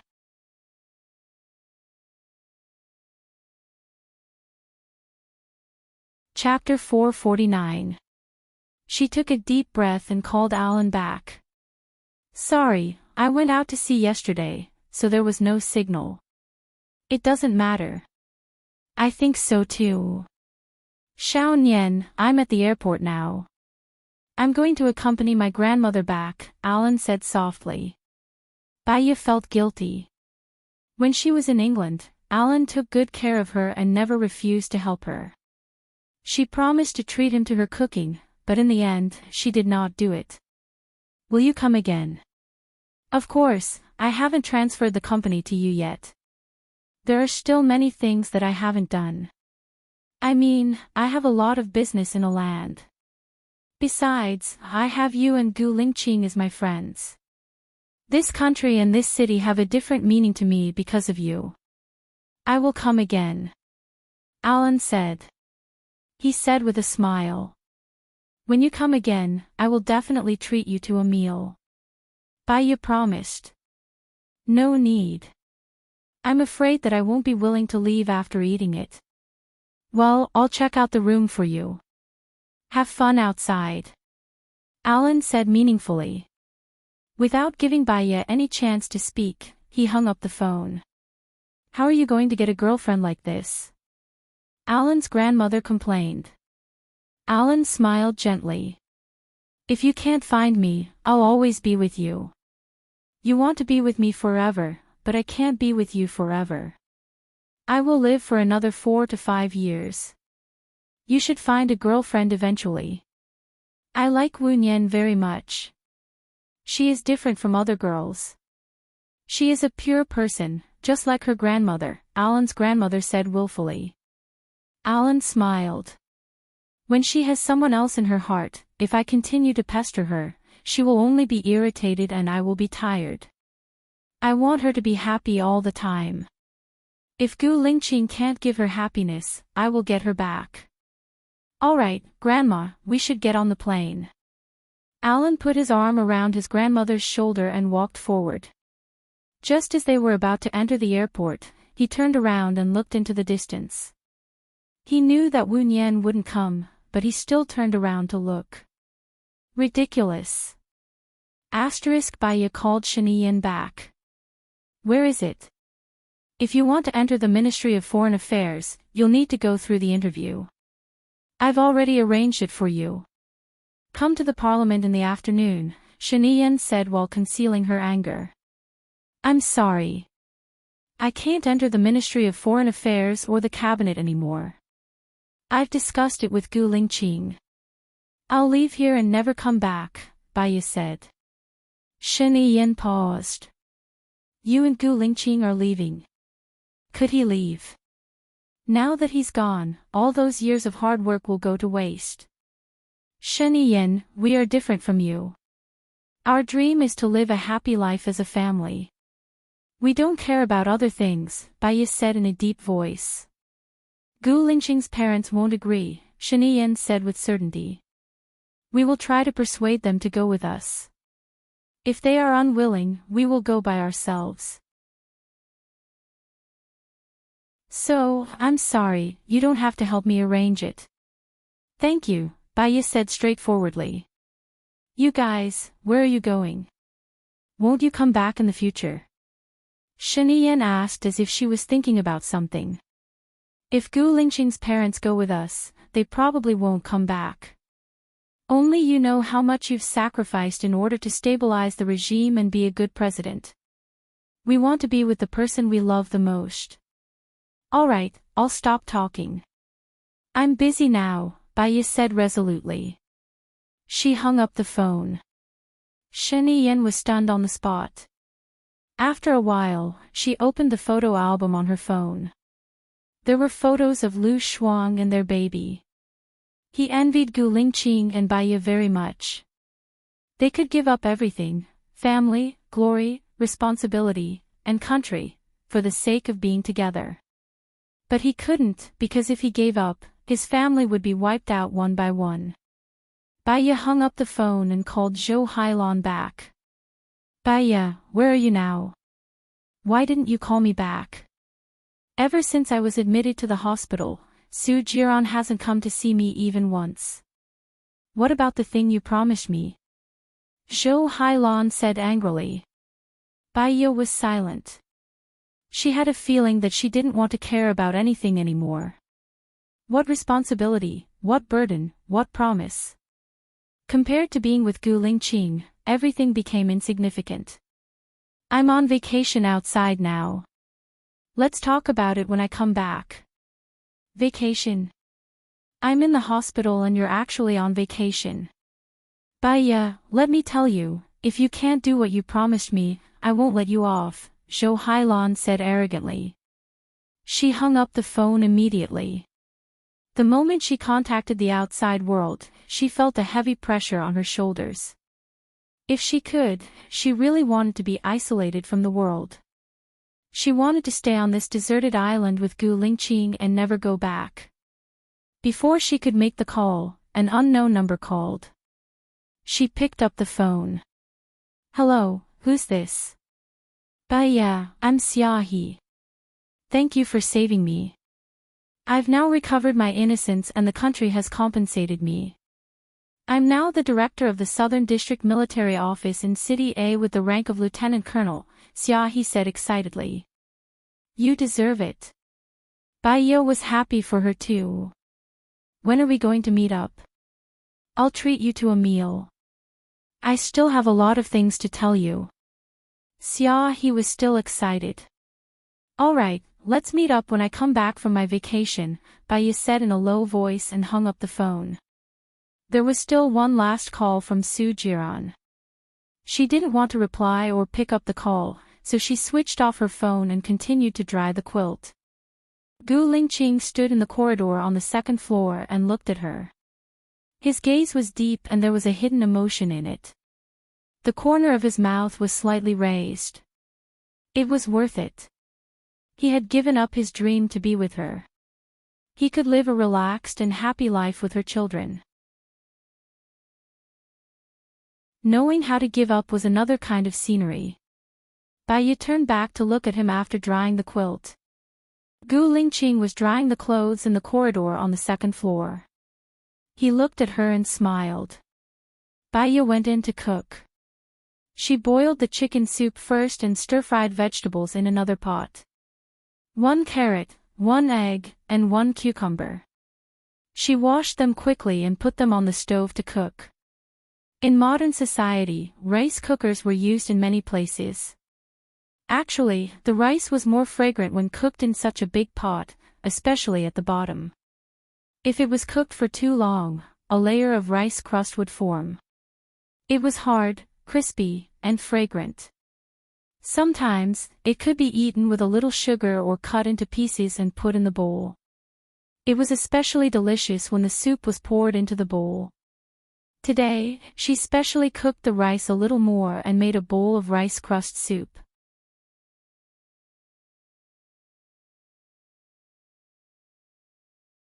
Chapter 450. Baiya guessed that he was talking to his father, and it made sense. If she were his parents, she would not agree with him leaving everything, leaving the country where he had made a name for himself, going to another country, and maybe never coming back. While Baiya was in a daze, Gu Lingqing walked in front of her. Baiya raised her head and looked at him. She didn't want to be a burden to him, but when things developed, there was a moment when she didn't realize it. When she realized it, she was still a burden. I'm sorry. There's nothing to be sorry about. Everyone has their own ambitions. I don't force others and I don't want others to force me. Because I know what to do to make me happy, Gu Lingqing said with a smile. Your father still owes you a lot. We're already parents and we should understand the feeling of wanting our son to succeed. So, talk to him nicely even if he's forcing you. Or, try to convince him calmly. That's even better, Baiya said gently. I remember you once said that if you love him, you don't think about what you have to do to him. Instead, you think about what he wants you to do. That is love, right? Gu Lingqing asked softly. Baiya's eyes turned red.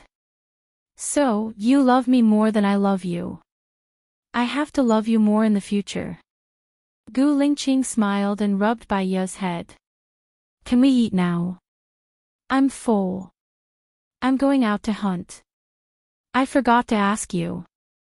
What are you going to use for hunting? A pistol? Baya asked. I have a crossbow in my room. It's a modern version. I'll show it to you later. When you're free, I'll help you practice archery, Gu Lingqing said gently. That's great.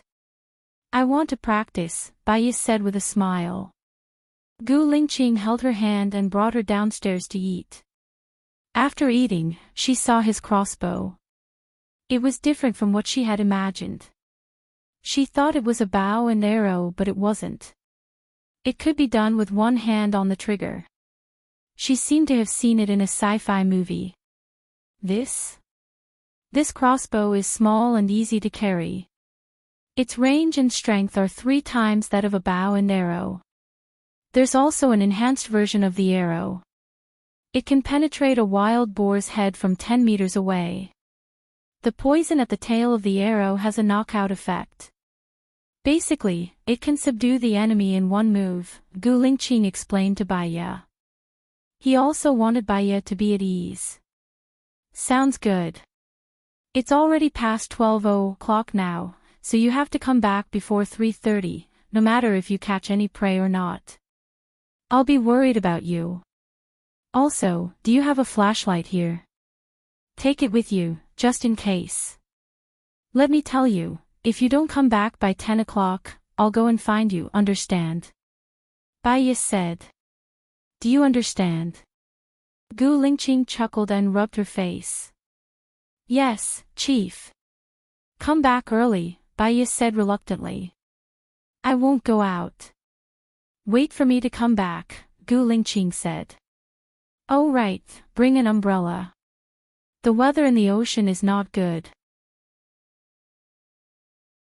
It'll rain in the afternoon, Baya reminded. I brought a raincoat. Don't worry, Gu Lingqing said gently. Baya looked at the backpack he prepared. It looked bulging. Okay, be careful on the road. She stood on the second floor and watched him leave. When Gu Lingqing left, he helped her close the door and quickly disappeared from her sight.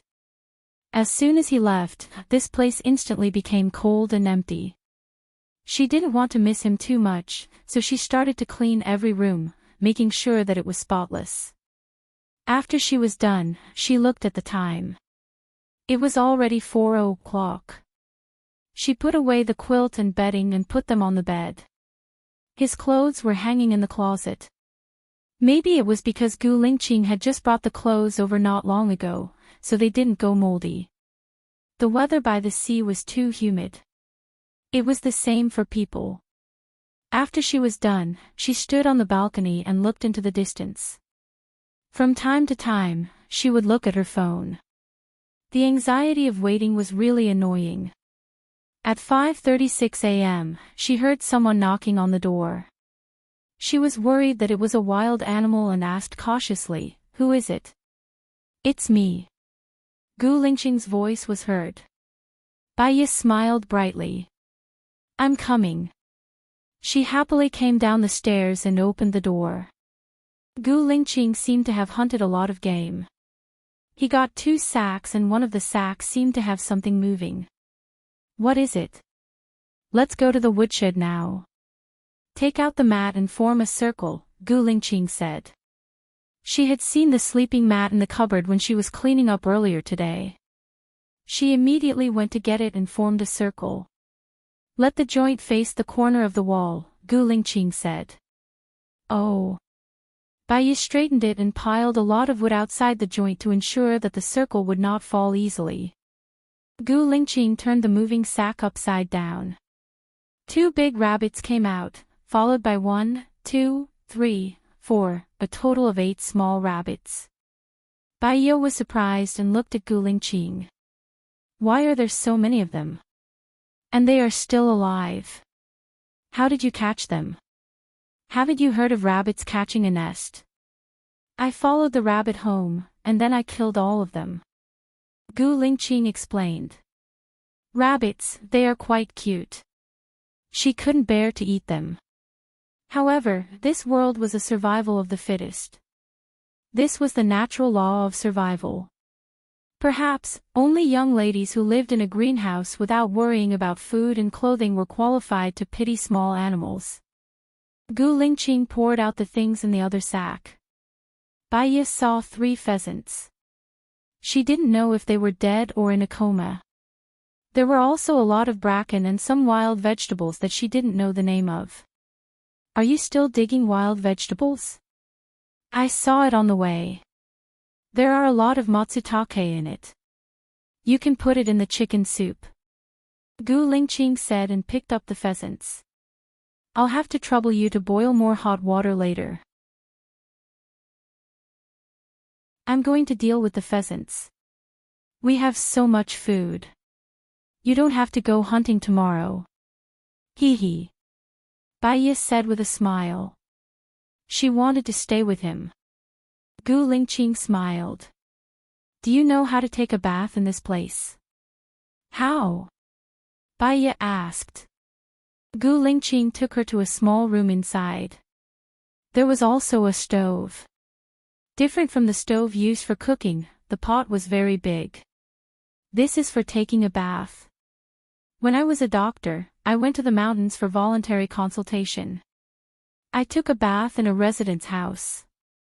Put water on it, light a fire under it, heat the water, and lie in it to take a bath, Bai Yi said. You know. Gu Lingqing smiled and looked at her with a burning gaze. Tonight, let's take a bath together. It won't be cold here. Take a bath together. Bai Yi's face turned red. She lowered her head in embarrassment.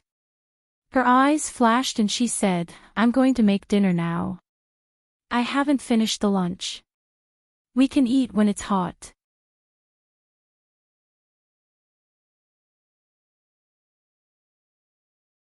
Chapter 451.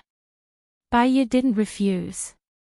She closed her eyes and kissed him back. Suddenly, she thought of something. Little White, we left Little White on the boat for a day. We forgot to feed him at noon. Gu Lingqing looked at her and smiled helplessly. Okay, you cook. I'll bring Little White over. But don't let him go to the woodshed. He will scare the rabbit. We still have to raise the rabbit before we eat it. Bai Yi made an okay gesture. Don't forget to bring the dog food. She went to cook dinner and boil water. Gu Lingqing went to the bed and took the dog back. In 10 minutes, she prepared dinner and water. Then, she helped Gu Lingqing pluck the feathers of the chicken. Little White was around them. He kissed the chicken and wanted to bite it. Little White, you are not allowed to bite it. Bai Yi said. The dog looked at Bai Yi and walked away dejectedly. After a while, when Bai Yi wasn't paying attention, it sneaked back and bit the chicken feathers. Its eyes were still peeking at Bai Yi. When it saw Bai Yi looking at it, it ran away dejectedly. Bai Yi smiled. We'll keep 1 chicken and put the rest in the fridge on the boat. Gu Lingqing said.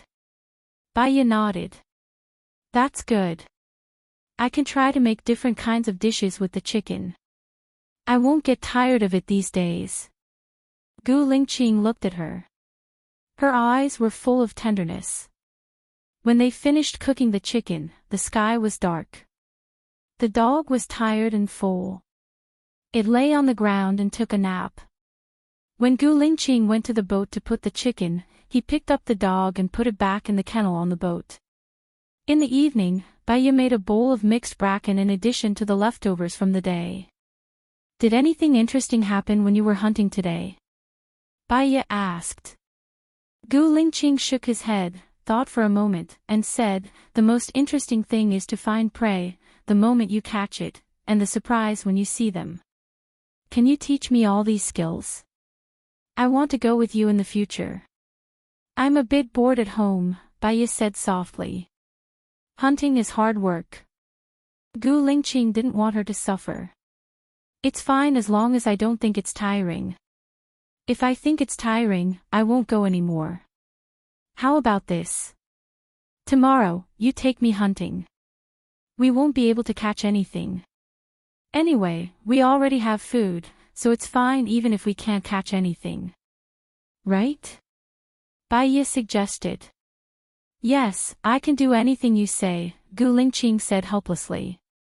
Then you agree. I only need a knife. Bai was elated. Gu Lingqing laughed. I'll give you a gun to protect yourself, but you have to follow me closely. I'm already following you closely to hunt. I won't agree to not follow you closely, Bai said jokingly. Gu Lingqing was amused by Bai. Got it. We'll leave tomorrow morning. Is that okay? Then I'll make some dry food at night. There's flour, butter, and an oven on the boat. Bai pointed at the door behind her. Okay, let's go together after we shower. Ha! Gu Lingqing looked at her deeply. She understood. She didn't think too much about it. However, she was willing to do it. Even thinking about it made her feel exceptionally sweet. The pot was quite big, but with 2 adults in it, it felt small. Bai was a little worried. Are you sure you won't step on it? He bit her lips and supported himself with his hand on the side. The muscles on his arm were tense, and he said hoarsely, No. I think it's weird. Because in the pot, she remembered the word food. He hugged her waist and lifted her up. What's weird about it? You've watched too many Japanese movies. Ha! Bai, she had watched Asian movies before. The girls in those movies often said that it was weird. She felt awkward. When she said that it was weird, it really was weird. That's not what I meant, Bai explained. Then what do you mean? He exerted more force. She moaned and said coquettishly, Be gentler. He lowered his head and kissed her lips, to her neck, to her collarbone, and then downwards. The shower lasted for 45 minutes. When she came out, she was limp and had no energy left. Gu Lingqing carried her to the blanket and the 2 of them stayed in bed for a long time. They had wanted to make cookies at night, but in the end, they didn't and went to sleep. She slept well that night. The next day, she woke up at 6:30, feeling refreshed. She turned her head to look at Gu Lingqing. He was still sleeping. She turned around and faced him. Her heart was surging with sweetness as she smiled. Gu Lingqing's eyes were still closed. Suddenly, he smiled and hugged her in his arms, turning over. What are you smiling about? I feel very happy, Bai said with a smile. Gu Lingqing's eyes were moved. We will always be happy in the future. Bai smiled and raised her brows. She believed that when they left country A, they would be able to live a normal life like ordinary people. I have to make some rations this morning. Didn't we say that we would go hunting in the morning? I think we should get up, Bai said. Although she didn't want to get up, it felt good to stay by his side. It was safe, stable, and warm. All right, I'll go pick up some firewood. You stay on the boat. Before I come back, you're not allowed to come down, understand? Gu Lingqing instructed. I understand. I will be responsible for my life for you. Similarly, I hope that you will be responsible for your own life for me. Gu Lingqing tapped her forehead. After brushing her teeth and washing up, he sent her to the boat. Bai also brought the pheasant that she hung up yesterday to the boat. She first used the rice cooker to cook porridge. She stuffed the pheasant's stomach with garlic, ginger, and a bag of medicine that she specially made. It contained fennel, tangerine peel, pepper, cloves, and licorice. She poured the MSG, salt, sesame oil, soy sauce, sugar, and corn flour into the cooking wine.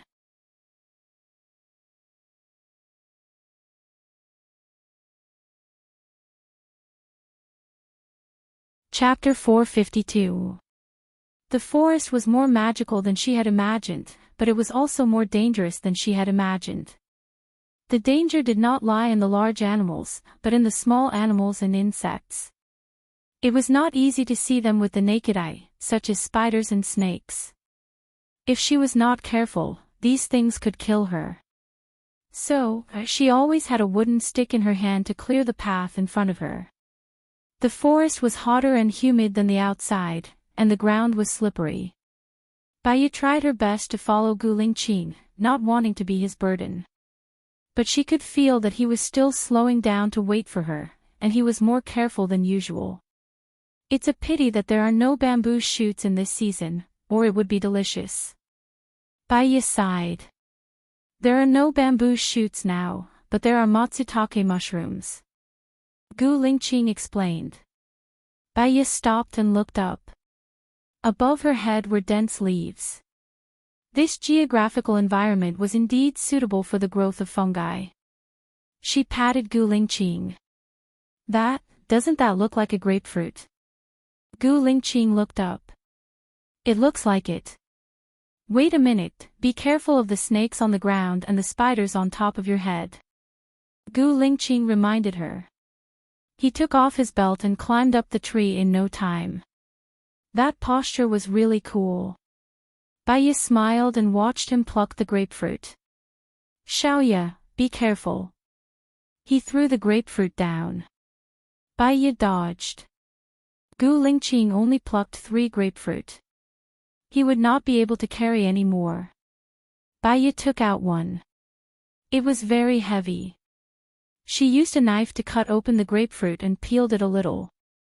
It's not bad, it's sweet and sour. She peeled the skin off the grapefruit and only held the meat. It was lighter. Will it spoil easily? Gu Lingqing asked. No, I have honey and rock sugar on the boat.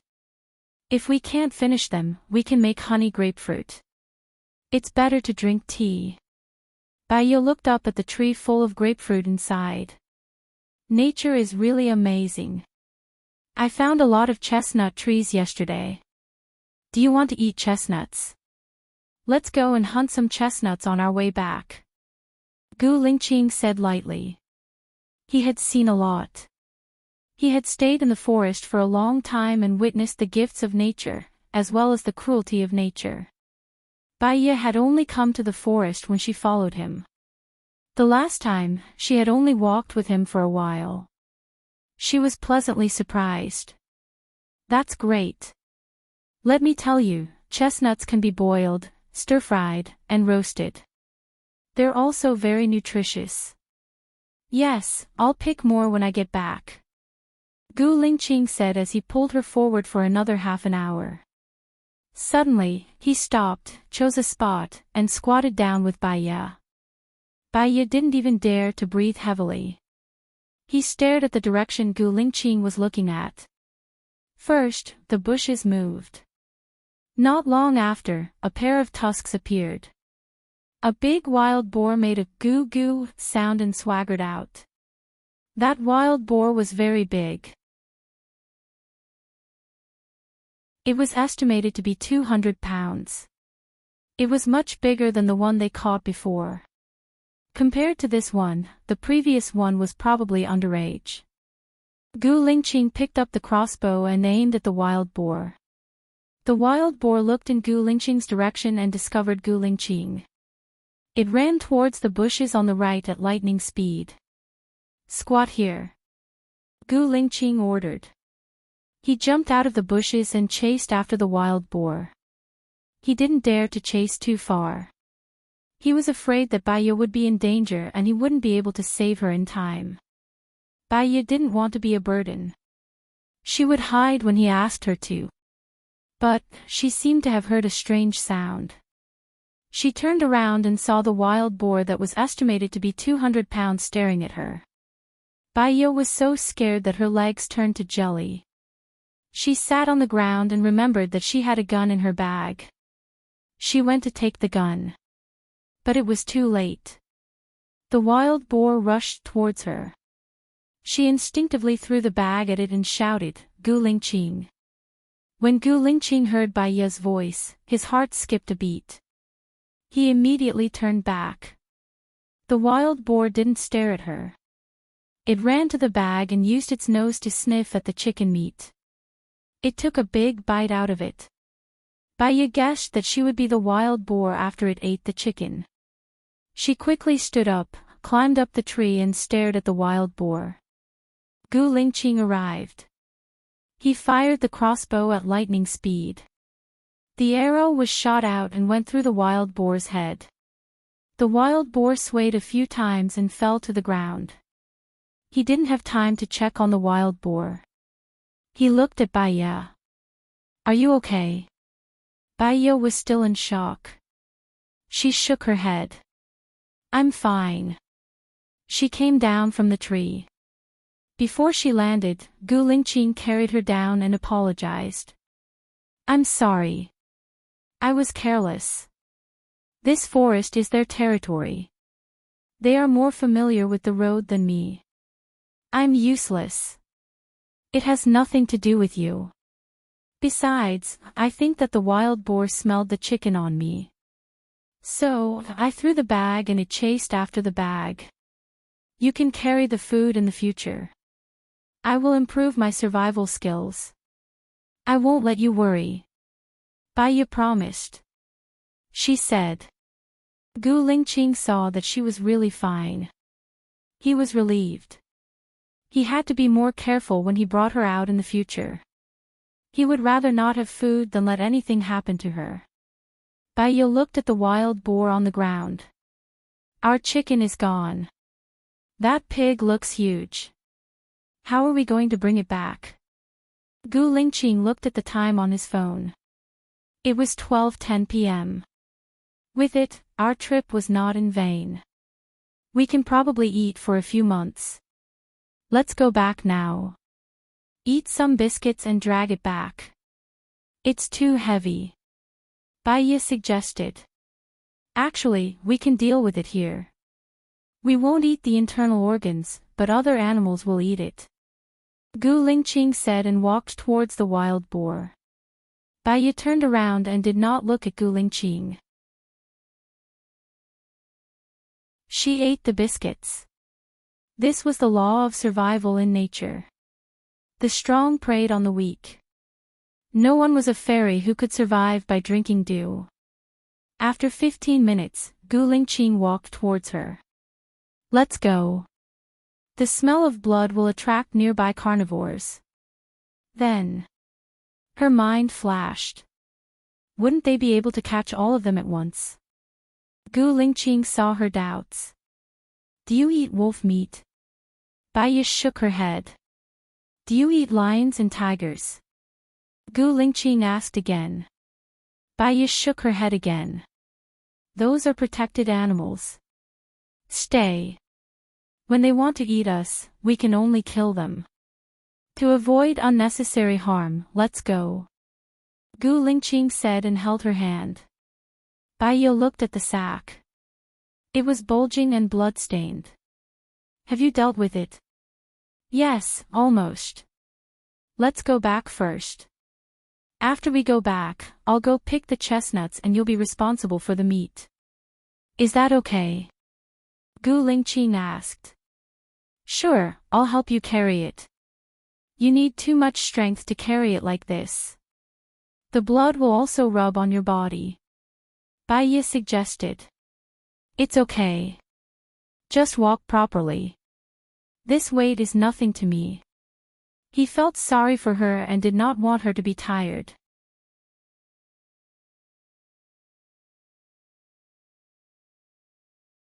Chapter 453. It was easy to get lost in the forest because there were no landmarks. People with a bad sense of direction wouldn't be able to tell north from south. Fortunately, Gu Lingqing was a very sensitive person. He would make some marks on the trees. She asked him what those marks meant. He explained to her in detail that the marks had 20% meaning. Direction and angle. Simply put, it meant what direction you were standing in and what time you were looking at the watch. The specifics would be told to the team members during the mission. The rules of each mission were different. Even if the enemy found the marks on the trees, they wouldn't know where they were. Only their own people would know. For example, he made the marks facing south this time. There would be a slight deviation when he looked at the watch at a 45-degree angle, but it didn't affect much. They set off at 9:30 in the morning. Because they had to look for prey on the way, they arrived much slower than when they went back. It was only 2:30 in the afternoon when they reached the beach. Gu Lingqing threw away the wild boar's head and innards. Bai weighed the remaining wild boar meat on the scale. There were still 130 catties left. He went to the beach to wash the wild boar. She cooked first. She could make shredded meat and egg fried rice later. Gu Lingqing didn't eat anything on the way. Even if there were biscuits, she was the one who forced him to eat them. After a while, Gu Lingqing came back with the wild boar meat and asked Bai, "What are you going to do with this meat? I don't think we can eat so much at once. I think we can go hunting for a long time. It won't be a problem for us to get through the winter." Bai smiled. Gu Lingqing also raised the corner of his mouth. "If you like, you can stay on this island for a while. I think it's better." "Okay." Bai agreed. She liked this unfettered, unburdened, relaxed, and leisurely life. She could cultivate for a few months without any worries. She pointed at the pork ribs section. "We'll eat chestnut pork ribs tonight, and I'll make braised pork trotters. We'll marinate the streaky pork later, and we'll make bacon out of the pork ribs. You keep this lean meat part too. Tomorrow, we'll go to the forest to look for edible wild vegetables. I'll make dumplings for you. We can keep them for a week. Just put them in the refrigerator. The rest can be frozen first. We can eat some later." That's right. But you have to divide them into different categories. Some are for stir-frying, some for soup, some for braising, and some for braising. It's a pity that you lost the pig's trotters and pig's head." Bai pursed her lips and smiled. Gu Lingqing glanced at her. He didn't know what was so funny. "I'll cut it now." "You leave the food you need for a week," Gu Lingqing said. "Cut a piece of foreleg meat for me first. I'm going to use it for egg fried rice." Bai divided the meat, and Gu Lingqing put it in the fridge on the ship. When he came back, he took the dog back. After dinner, Gu Lingqing set off to pick chestnuts. Bai glanced at the time. It was already past 15. The place to pick chestnuts is not far away. It's past 16:00 in the forest this season. It gets dark very quickly. Bai was worried. Gu Lingqing rubbed her head. "It's not far. I know. I'll be back before 18:00. Don't worry." Bai nodded and walked him to the door. "Close the door," Gu Lingqing said. Bai closed the door reluctantly. She thought that it would only take 2 hours. She went back to marinate the meat first and chop the minced meat for the dumplings tomorrow. When she was almost done, she found that it was getting dark. She looked at the time. It was 17:50.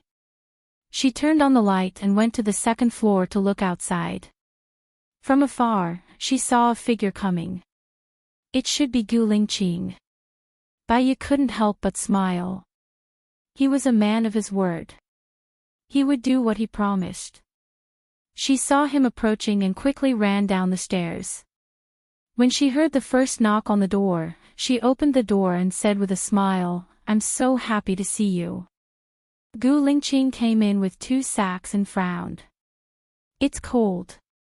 Why don't you put on more clothes? It's not allowed in the future. You'll catch a cold. I'll stand outside for a while. You'll see."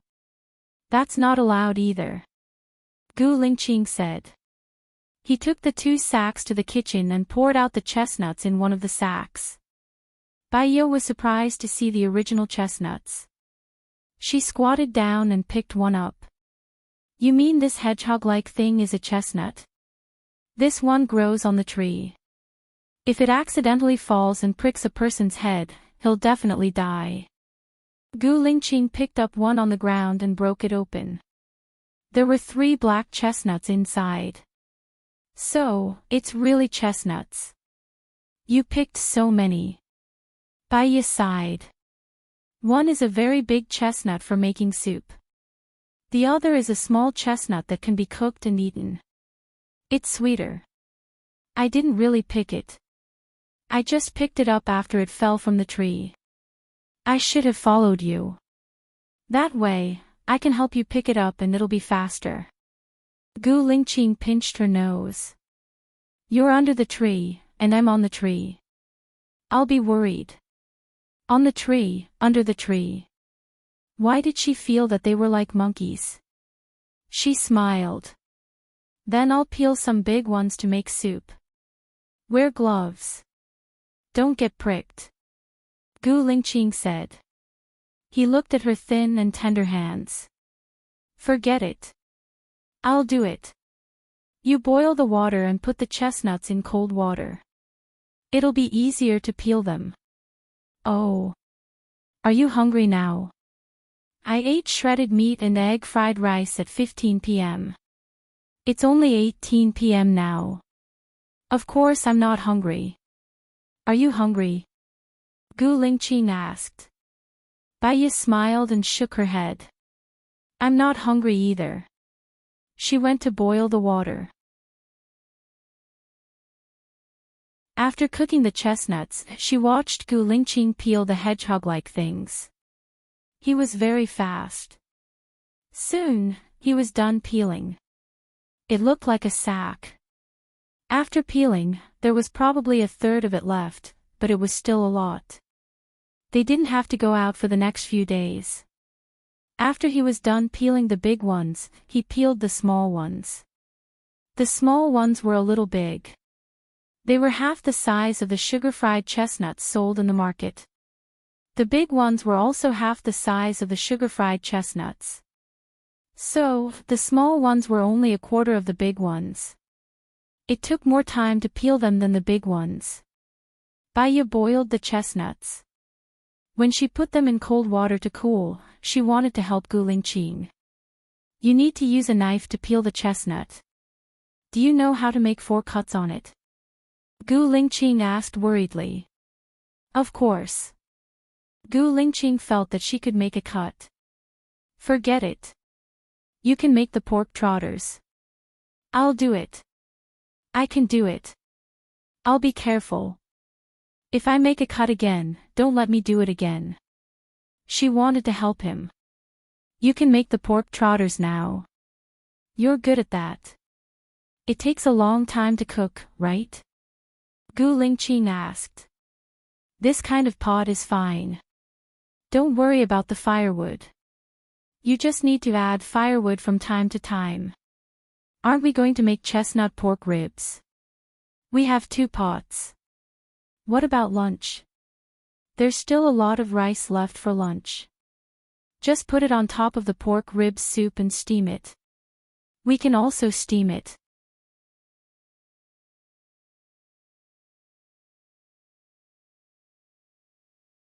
Chapter 454.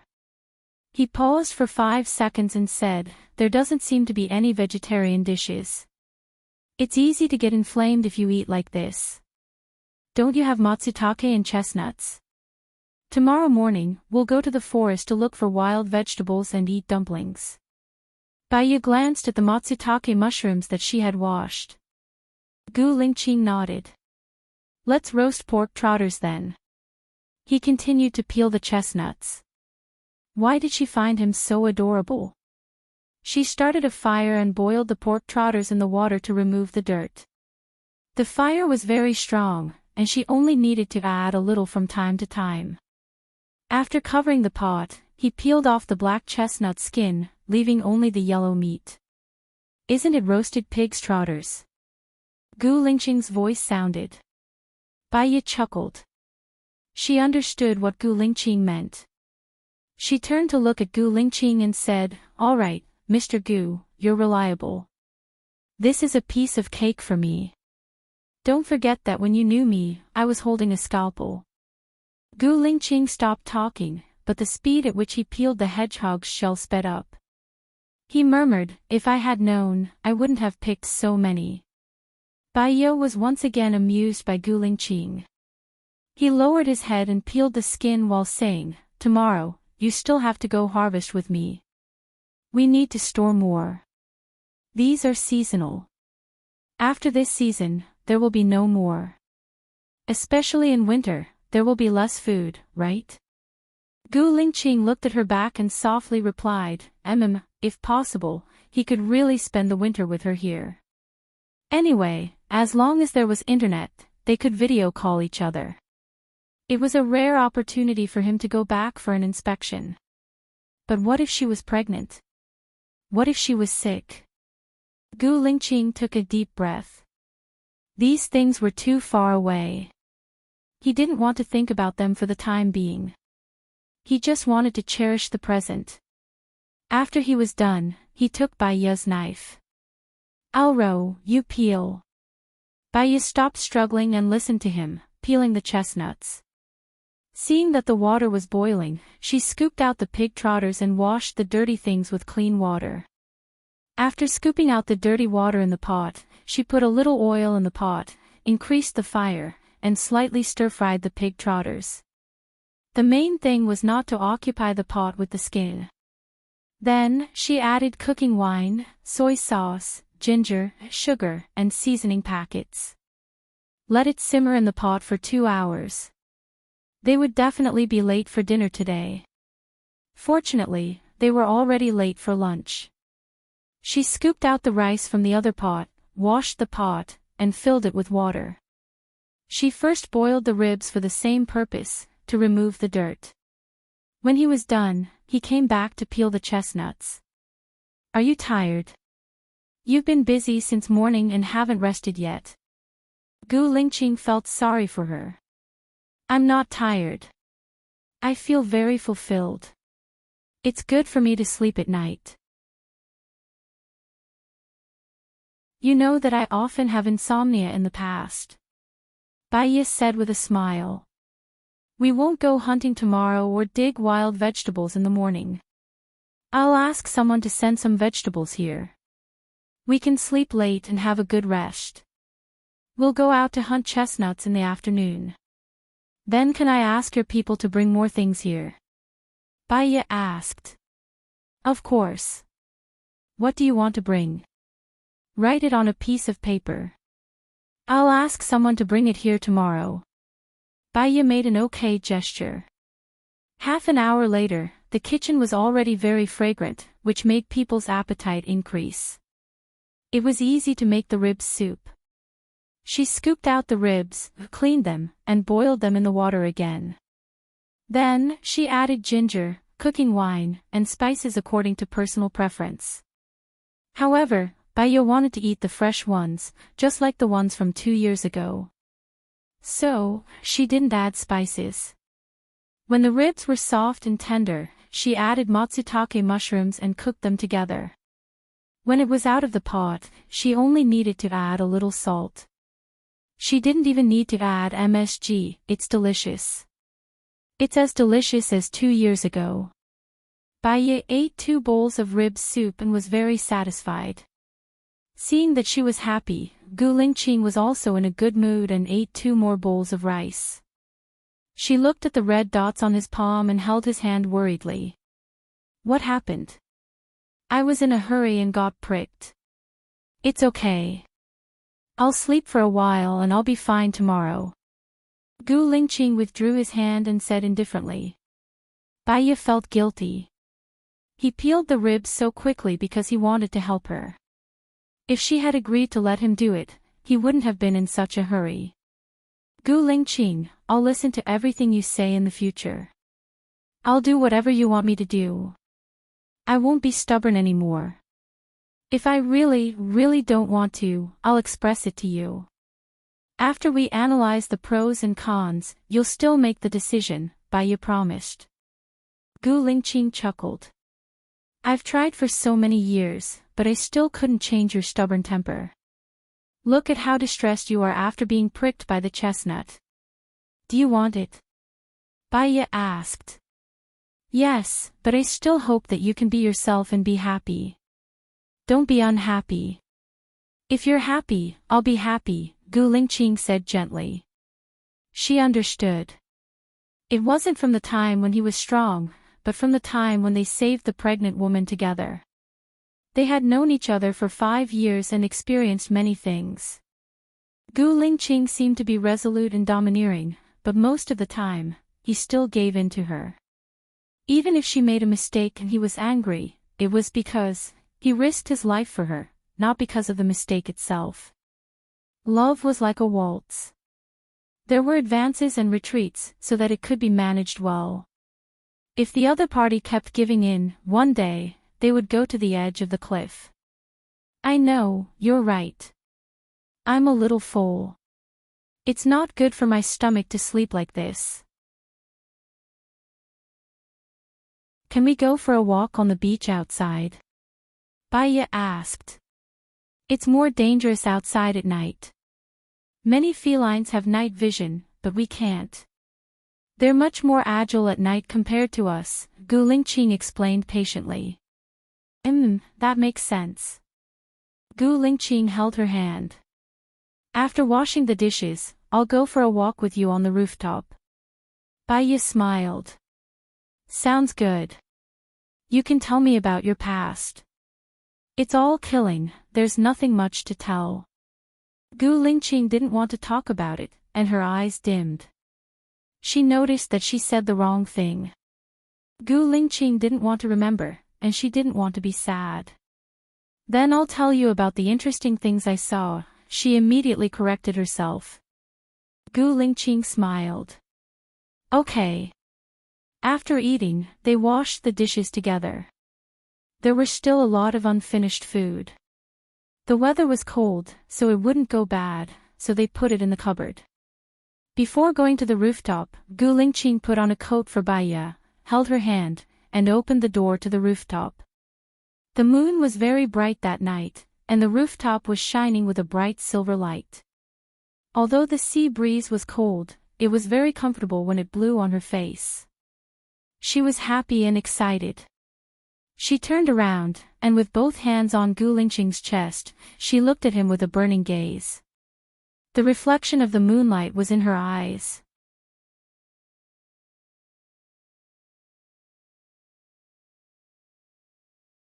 Chapter 455.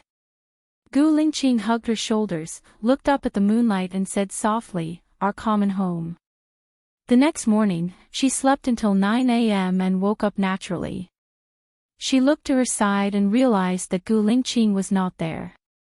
Baya got up and shouted, "Gu Lingqing. Here." Gu Lingqing walked in.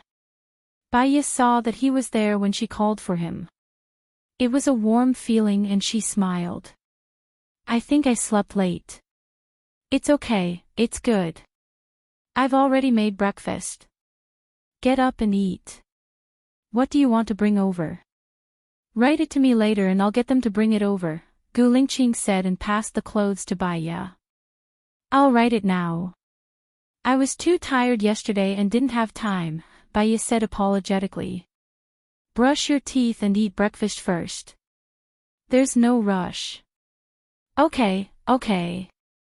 Baya obediently brushed her teeth and washed her face. After breakfast, she leaned on the table and wrote. "Vegetables that are drained of water." Gu Lingqing sent a message. "Common spices, star anise, white button, angelica, cardamom, agarwood, pepper, angelica, cloves, licorice, etc." Gu Lingqing sent another message. "Common dried food, shiitake mushrooms, moer, longan, sausages, etc.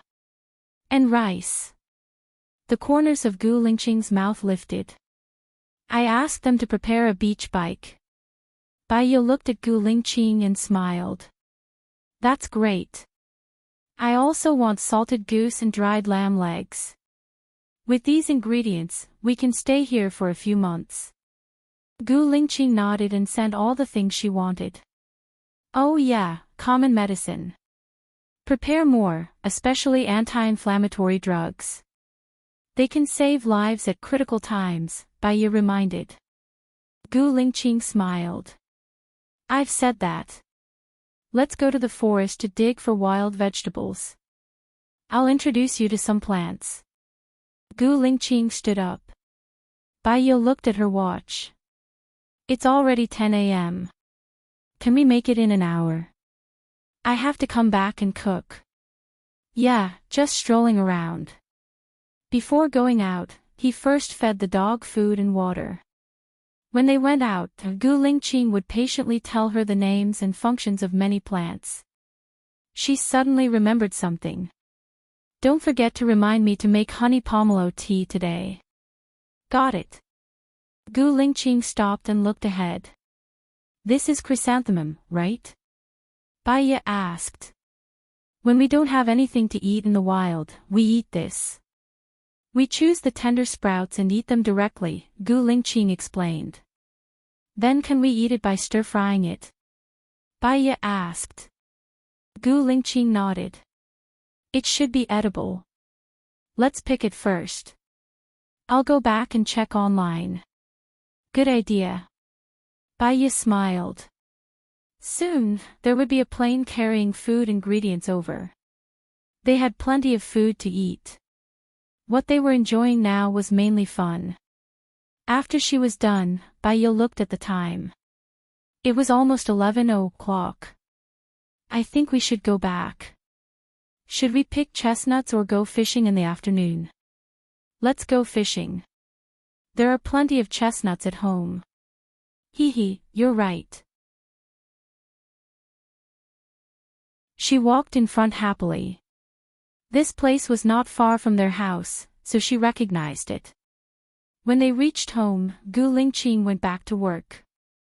She searched on Baidu and found out that there were many ways to cook chrysanthemums. They could really be eaten. She had never tried eating this before. The simplest way was to cook the tender chrysanthemum leaves, cut them into small pieces, add sesame oil, salt, and MSG, stir them into a sauce, and then eat it. Eating it could reduce heat, strengthen the body, clear the liver, and improve eyesight. The effect was quite obvious. She had not finished the pork trotters and pork ribs soup from yesterday. It would be good to heat them up. She cooked for about half an hour and was ready to eat. She went to call Gu Lingqing. Perhaps he had heard her footsteps, but as soon as she walked into the hallway, he came out of the room and smiled at her. Time to eat. Baiyi smiled and called out to him. His eyes darkened, flowing with a dark color that no one could see clearly. He nodded. While they were eating, Baiyi noticed that Gu Lingqing kept looking at her. She was puzzled. Is there something on my face? Why do you keep looking at me? Xiaoya, no matter what happens, we'll be together, Gu Lingqing said in a low voice. Baiyi nodded. Actually, I wanted to be with you 2 years ago. But I was poisoned at that time. I didn't have much time left, so I had to leave. I'm sorry. These things are in the past. We'll be together in the future. Baiyi smiled. Got it. We'll be together in the future. Their stay on the island was a little longer than they had expected. After more than 2 months, it was already deep into winter. It did not snow on the island and the temperature was higher than on land. In the morning, Gu Lingqing would work and she would cook. In the afternoon, when he was working, she would knit clothes. Sometimes, the two of them would play games, shoot, or go hunting in the forest to pick wild fruits. At night, he would teach her fighting and self-defense skills. The days passed leisurely and contented. She never had insomnia again. Her complexion was better and she had gained a few pounds. One day, when she was still cooking, Gu Lingqing came downstairs. She saw his serious face and asked worriedly, "What's wrong?" "Xiaoya, my father is dying. I have to go back."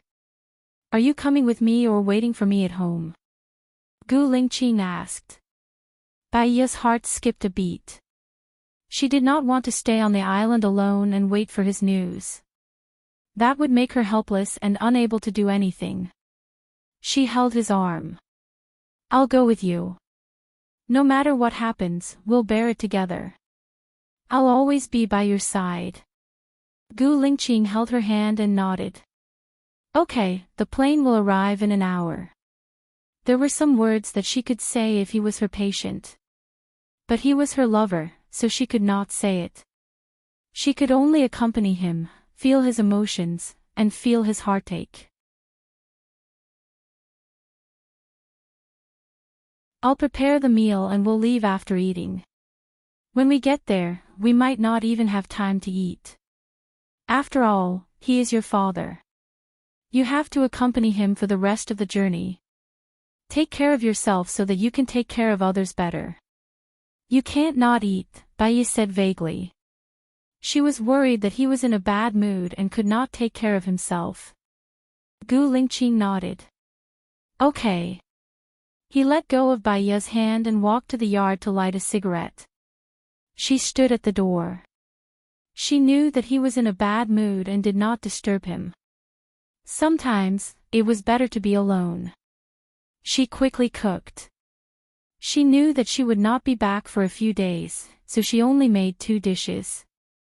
When the rice was cooking, she folded the quilt and mattress and put them in the cabinet. She also wrapped the unused ingredients and put them in the fridge on the ship.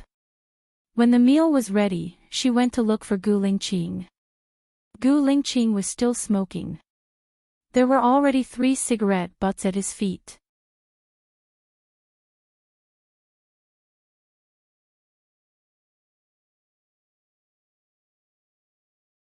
She remembered that Gu Tianhang was tall, strong, and very dignified at that time. Every move he made was valiant, and no one dared to resist him. He was also decisive and never soft-hearted. Everything he did was to stabilize his position. But now, he was very thin. His face was all skin and bones. He was lying on the bed with an oxygen tank inserted. He was barely breathing and waved at Gu Lingqing. Gu Lingqing walked towards Gu Tianhang. Song Shiyu pushed Gu Lingqing away angrily. Gu Tianhang was anxious. He knocked on the side of the bed, making a loud sound. Song Shiyu saw that Gu Tianhang wanted Gu Lingqing to go over, so she didn't stop him. She turned her face away and panted heavily. She was heartbroken, annoyed and full of complaints. Gu Lingqing walked to Gu Tianhang. Gu Tianhang held Gu Lingqing's hand. He opened his mouth and wanted to say something. But his voice was so low that it couldn't be heard at all. Gu Lingqing put her ear in front of Gu Tianhang's mouth. Song Shiyu saw that the father and son had something to say. After all, her husband was dying. She clenched her fists and turned around. She said to the others, "Go out." Bai Yi walked out and watched as Song Shiyu closed the door. She waited at the door and promised Gu Lingqing that no matter what happened, she would face it together. Song Shiyu noticed Bai Yi. She was slightly stunned. She frowned and asked, "Have you been with Lingqing all this time?" Bai Yi nodded. "Yes." Song Shiyu's eyes were filled with hatred. "Did you tell him not to come back?" Bai Yi shook her head. Song Shiyu sneered and said in a self-deprecating manner, "He didn't tell us that he had a girlfriend. I was taking care of Yan well, but because of a mistake last time, he took Yan away. He didn't even tell me where he went. He didn't want to stay in the military anymore and wanted to go abroad. He went abroad to take care of you." Bai Yi knew that she was angry. She understood that she was full of negative emotions now. Even the slightest thing would make her angry. People were like this. When they were in a bad mood, they shouldn't provoke them. Otherwise, they would make themselves and others unhappy. So, she didn't say anything. Song Shiyu saw it. She smiled bitterly. Her expression was uglier than crying. See, this son of mine is more important to women than his parents. Zhou Hailon, Baiye and you. I'd rather not have him. In the past, at least I had Tianheng, but now. Song Shiyu thought of her husband. She was about to die. She was full of sadness and her voice was choked. People were really strange. When they first met, they saw the good points of the other party. After knowing each other for a long time, the good points of the other party became the bad points of the other party. But when they were about to die, they thought of the good points of the other party. So, they felt sad and reluctant. She remembered that Song Shiyu used to be a very reasonable woman. Although she was influenced by emotions in some matters, she was lucky that she had pleaded for mercy 5 years ago. Otherwise, she would have been dead. Later on, when they got to know each other, although Song Shiyu was sharp and unkind, she was a reasonable person. But that slap was too forceful. She felt sorry for Gu Lingqing. She didn't want his relationship with his parents to be so bad. She had been through it. She knew that although Gu Lingqing didn't say it, he was actually sad. He was just used to keeping it in his heart and bearing it alone. So, 2 months ago, when Gu Lingqing knew that his father was seriously ill, he didn't tell her. He was afraid that she would be a burden. She should do something for Gu Lingqing. Mrs. Gu, I think you have some misunderstanding about Lingqing, Baiye said gently. I don't have any misunderstanding about him. It's been 2 months. If he wanted to come back, he would have come back long ago. He doesn't care about his parents at all, Song Shiyu said impulsively.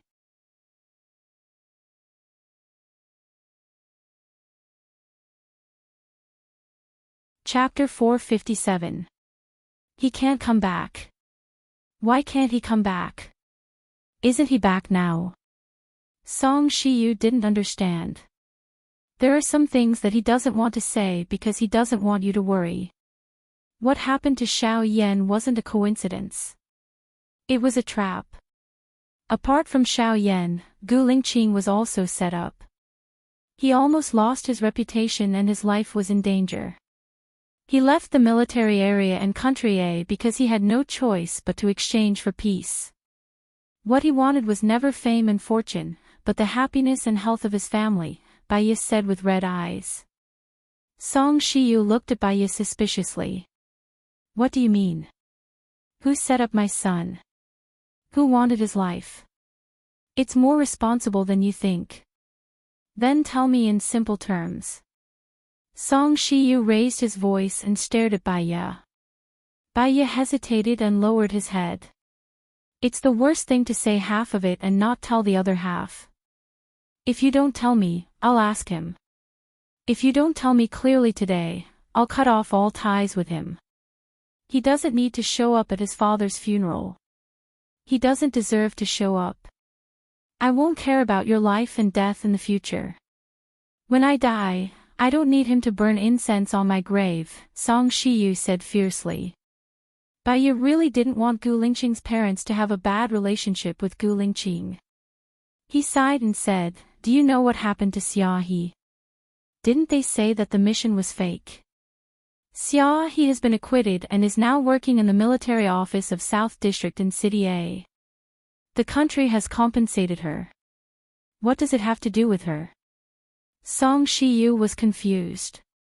When Xia He was still a spy, he was captured on the first day he returned to the country. At that time, someone set up a trap for Gu Lingqing to rescue Xia He. Fortunately, Xia He knew the secret of that mission, so he survived. Otherwise, Gu Lingqing and Xia He would have been labeled as spies. But after that, Gu Lingqing offended too many people. For example, the mastermind of that mission, the person who wanted to set Gu Lingqing up, and the person who wanted to use him as a stumbling block. So, Gu Lingqing left country A to stay away from disputes. Only then could he be at peace, Baiye explained. Song Shiyu sized up Baiya in silence, digesting what Baiya had said. She had been busy with her husband's illness recently, so she didn't pay much attention to these things. She didn't pay attention to the details. Who is the mastermind? Who wants to set Gu Lingqing up, and who wants to use him as a stumbling block? Gu Lingqing doesn't want you to know. Firstly, he doesn't want you to worry. Secondly, he doesn't want you to take risks for him. So, I can't tell you. I'm sorry. Baiya lowered her eyes. Song Shiyu held Baiya's shoulder. I can't just lose my husband and my son. So, Gu Lingqing wants you to leave with him. We'll go to France. There's a quiet and peaceful place there. Although it's ordinary, we'll all be very happy, Baiya persuaded. Song Shiyu lowered her eyes, her gaze fixed. Does he really think that way, and not blame us for forcing Baiya to his death? You didn't force Baiya to his death. Just like what you said, you all tacitly agreed to it. How can you force him to his death? Gu Lingqing knows that Baiya was poisoned by Su Jiran. It has nothing to do with you. If you can forgive us and leave with us, from now on, you, Gu Lingqing, and I, Xiao Axan, can live together. Xiao Yan, we can live together, have breakfast together, have dinner together, watch movies together, and take a walk together. Baiya smiled. Song Shiyu's tears flowed down. She looked at the door and thought of Gu Tianheng's life. Then, she thought of her own life and made up her mind. Okay, after Tianheng's funeral is over, I'll leave with you. Baiya was emotional. She held Song Shiyu's hand. Mom, I'll be filial to you. Song Shiyu was a little embarrassed. She wiped her tears. Good girl. Baiya looked at the door. Gu Lingqing would be very happy to know that his mother was willing to leave with them. 10 minutes later, Gu Lingqing walked out. He looked at Baiya with a deep gaze. His eyes were as deep as the vast universe, but there was a hint of sadness and lies in them. Song Shiyu saw something was wrong. She rushed into the room. Baiya heard Song Shiyu's wailing. She felt bitter in her heart. She walked in front of Gu Lingqing and held his hand. You're lucky to have seen him for the last time, right? I know you're sad. If you're sad, you can cry. No one will laugh at you. Gu Lingqing looked at Baiya. His breathing was heavy. He touched Baiya's head. He looked like he wanted to say something. She hugged Gu Lingqing. She used her actions to tell him that she was there. She was accompanying him and facing the sadness together. Xiaoya, Gu Lingqing called. His voice sounded weak. Baiya looked at Gu Lingqing. I'm sorry, Gu Lingqing said in a low voice. He looked at her with pity and apology. Baiya had a bad feeling. She shook her head. She didn't know what Gu Lingqing was going to say. But when she heard him say sorry, she felt her heart ache. What did he need to say sorry to her? Didn't his father just die? Gu Lingqing's voice was choked. I can't take you with me. I need to stay. I need to shoulder the responsibility that I should bear. I won't run away. I won't hide. Baiya shook her head.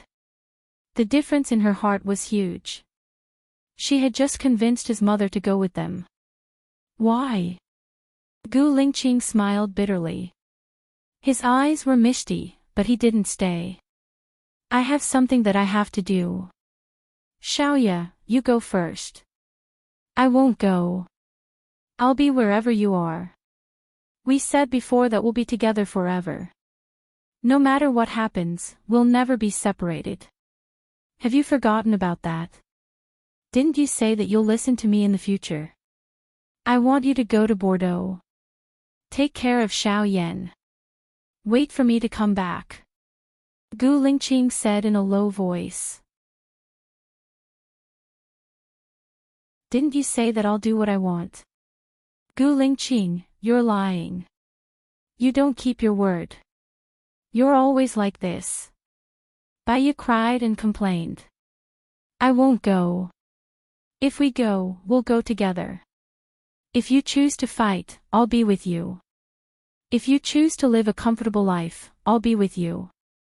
We promise that even if we die, we'll die together. Gu Lingqing wiped the tears off Bai's face. But she had too many tears. She wiped them off and then left them. She couldn't stand the thought of being separated. They had been separated for too long. 3 years and then 2 years. All of their time was spent on being separated. This time, she didn't want to be separated from him anymore. Bai held Gu Lingqing's hand. She cried and begged, Lingqing, we won't be separated.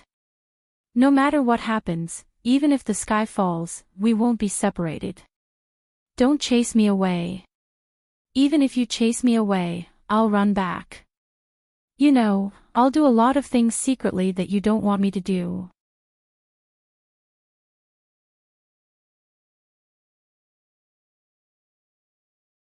Chapter 458. Bai cried and her eyes turned red. Gu Lingqing's eyes were red too. He compromised and caressed her head. All right, we won't be separated.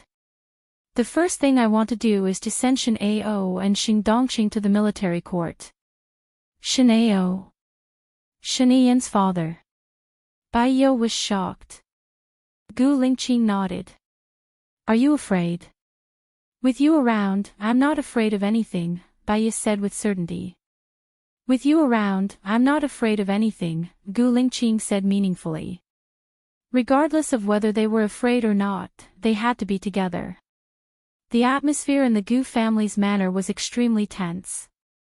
Song Shiyu invited the monk over.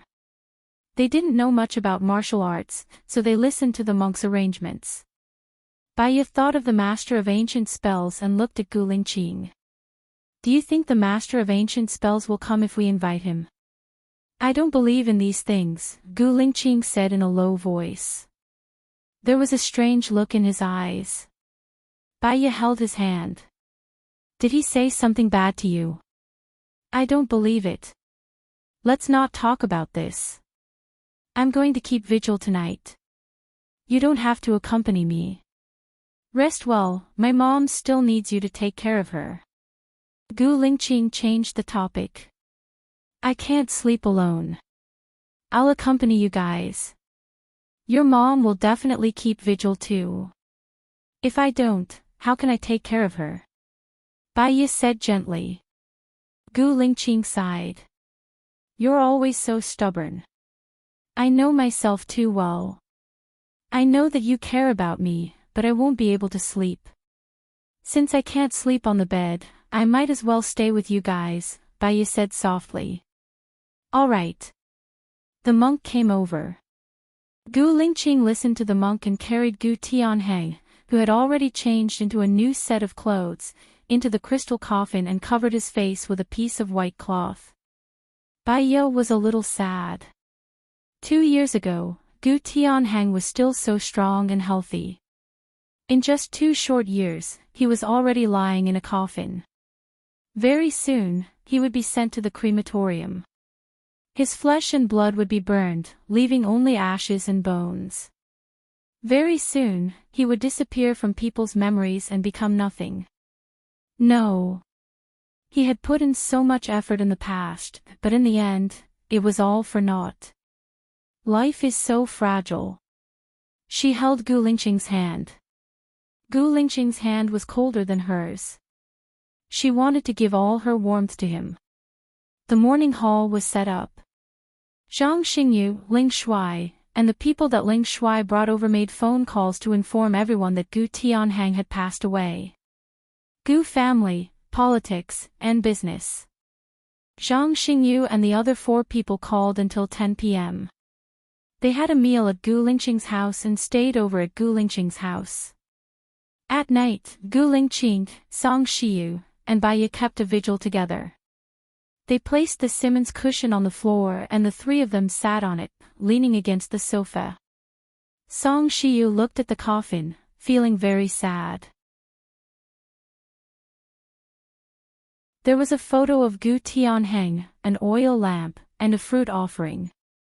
Paper money was burning in the stove in front of the coffin from time to time, and music such as the Guanyin Bodhisattva's vow hymn, Great Compassion Mantra, Universal Hymn, Repentance, Daming Mantra, and Prajnaparamita Sutra were playing on a loop. He devoted his whole life to politics. In the end, he was still burdened by politics. It was his wish to be the president, but he was too hot-tempered and made enemies everywhere. In the end, he didn't even have the right to run for president. The election 2 years ago dealt a huge blow to him. In the end, he was depressed. Song Shiyu sighed. Everyone has a different outlook on life. Some people love money, some love sex, some love power, and some love all living things. As long as he feels that he is walking the right path in this life, it's fine. After all, he doesn't live for others to see, but for his own feelings. Even if he doesn't succeed, he has already done his best. I tried my best, Baiya comforted him. Song Shiyu chuckled and held Baiya's hand. You're really understanding. Now I know why Lingqing likes you. Baiya was touched to see that she had gained Song Shiyu's approval. In the past, no matter how hard she tried, she was always rejected by others. Gu Lingqing was pleased to see that the two of them had a good relationship. Xiaoya, you can stay here from now on and accompany me. Okay, Baiya replied. What do you mean stay here? Aren't you going to leave? Song Shiyu looked at Baiya in surprise. Lingqing has decided to stay and face things, Baiya explained. Face what? Song Shiyu looked at Gu Lingqing anxiously. Gu Lingqing looked at Song Shiyu deeply. I still have some things that I have to do. Mom, do you still remember your brother? Song Shiyu was stunned. Why did you mention him? Dad told me some things. I heard that he was the most likely candidate to become the president. He was talented and had outstanding achievements. No matter where he was, he would do well. He was also the youngest state governor, right? Gu Lingqing asked. His gaze was calm and distant. Song Shiyu lowered her eyes. Her eyes were red. My brother was really talented. He was admitted to the University of Political Science and Law at the age of 13. He graduated with a PhD at the age of 18. He was sent to the poorest town. In the first year, he attracted investors. The businessmen built roads. In the third year, the poorest town became the richest town. In his fourth year, he went to work in the city. The city was mostly mountainous. He developed tourism and cash crops. Within 4 years, the city became a world-famous tourist destination. He was promoted from mayor to governor. Over there, he was only 26 years old. When he was the governor, he developed agriculture, attracted investors again, repaired roads, built an airport, and engaged in foreign trade. In 4 years, the national output quadrupled. He also used his own assets to open many free schools and scholarships. In the end, when he was 30 years old when I was 2, I was murdered. Murder. Baiyo was shocked. The only blemish on his life was that he had a mistress outside. This mistress was someone he met in the poorest village after he graduated from school at the age of 18. I've seen the little girl before. She's 2 years older than him. She's very pretty. She has a pair of big, commanding eyes that are full of spirit. Because her family was poor, she didn't go to school since she was young, but she taught herself. She's fluent in English and German. However, my parents didn't agree and forced my brother to marry his friend's daughter. Later, the introduction of foreign investment, development of foreign trade, and the establishment of free schools were all done by the girl.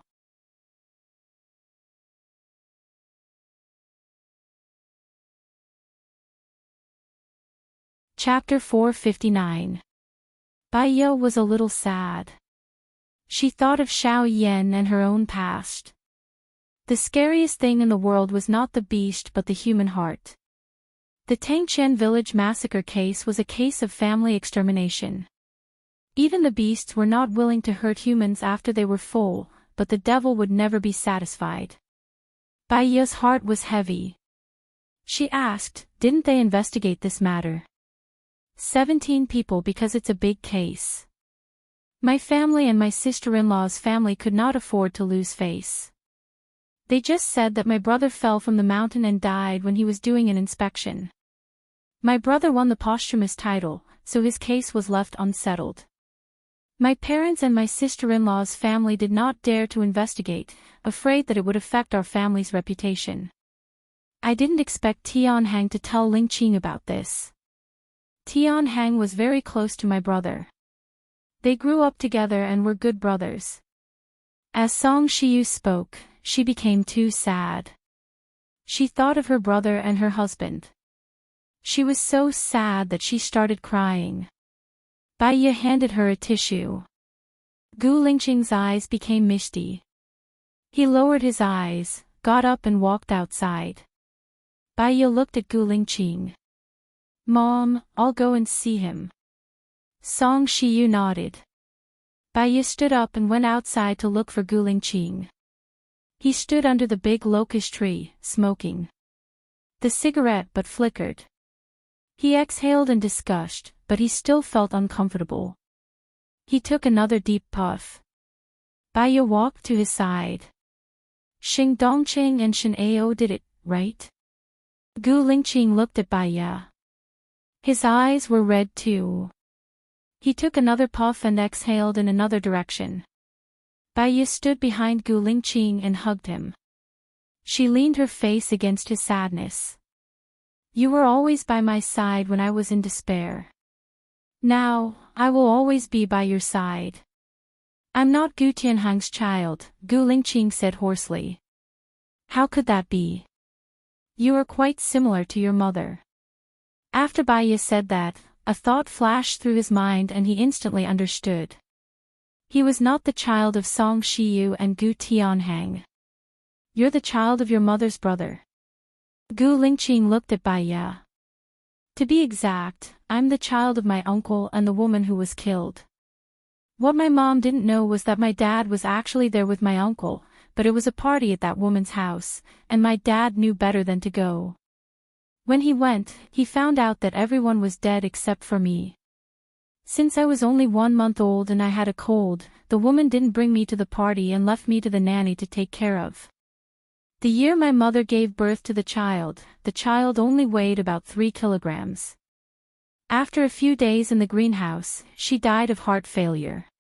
My father was afraid that my mother would be sad, and I also needed someone to take care of me, so he used the excuse that the child needed to recuperate and took me back a few months later.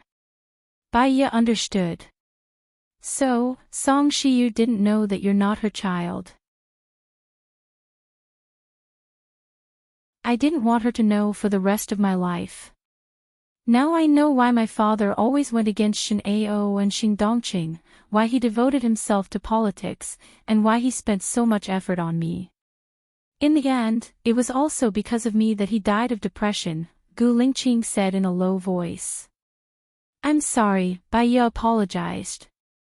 Gu Lingqing was like this because of her. It has nothing to do with you, and it's not what you think. In the past, we were too kind to our enemies, and that's why we were so passive again and again. In the future, I won't do it anymore. I'll return the company to my mom, and I'll go back to the military, Gu Lingqing said to Bai Ye. All right, but we have to plan everything in advance. Our opponents are very strong. Su Zheng, Shen Ao, Xing Dongqing, and there might be other hidden dangers. Also, Su Changhao is your friend. Bai Ye wanted to say something, but she didn't finish her sentence. As long as Su Zheng doesn't attack again, I'll let him go. But if he attacks again, I won't let him go. Baiya understood that he still cared about their brotherhood. Gu Lingqing was too loyal. Was it a good thing or a bad thing? Let's go in, or your mother will be worried.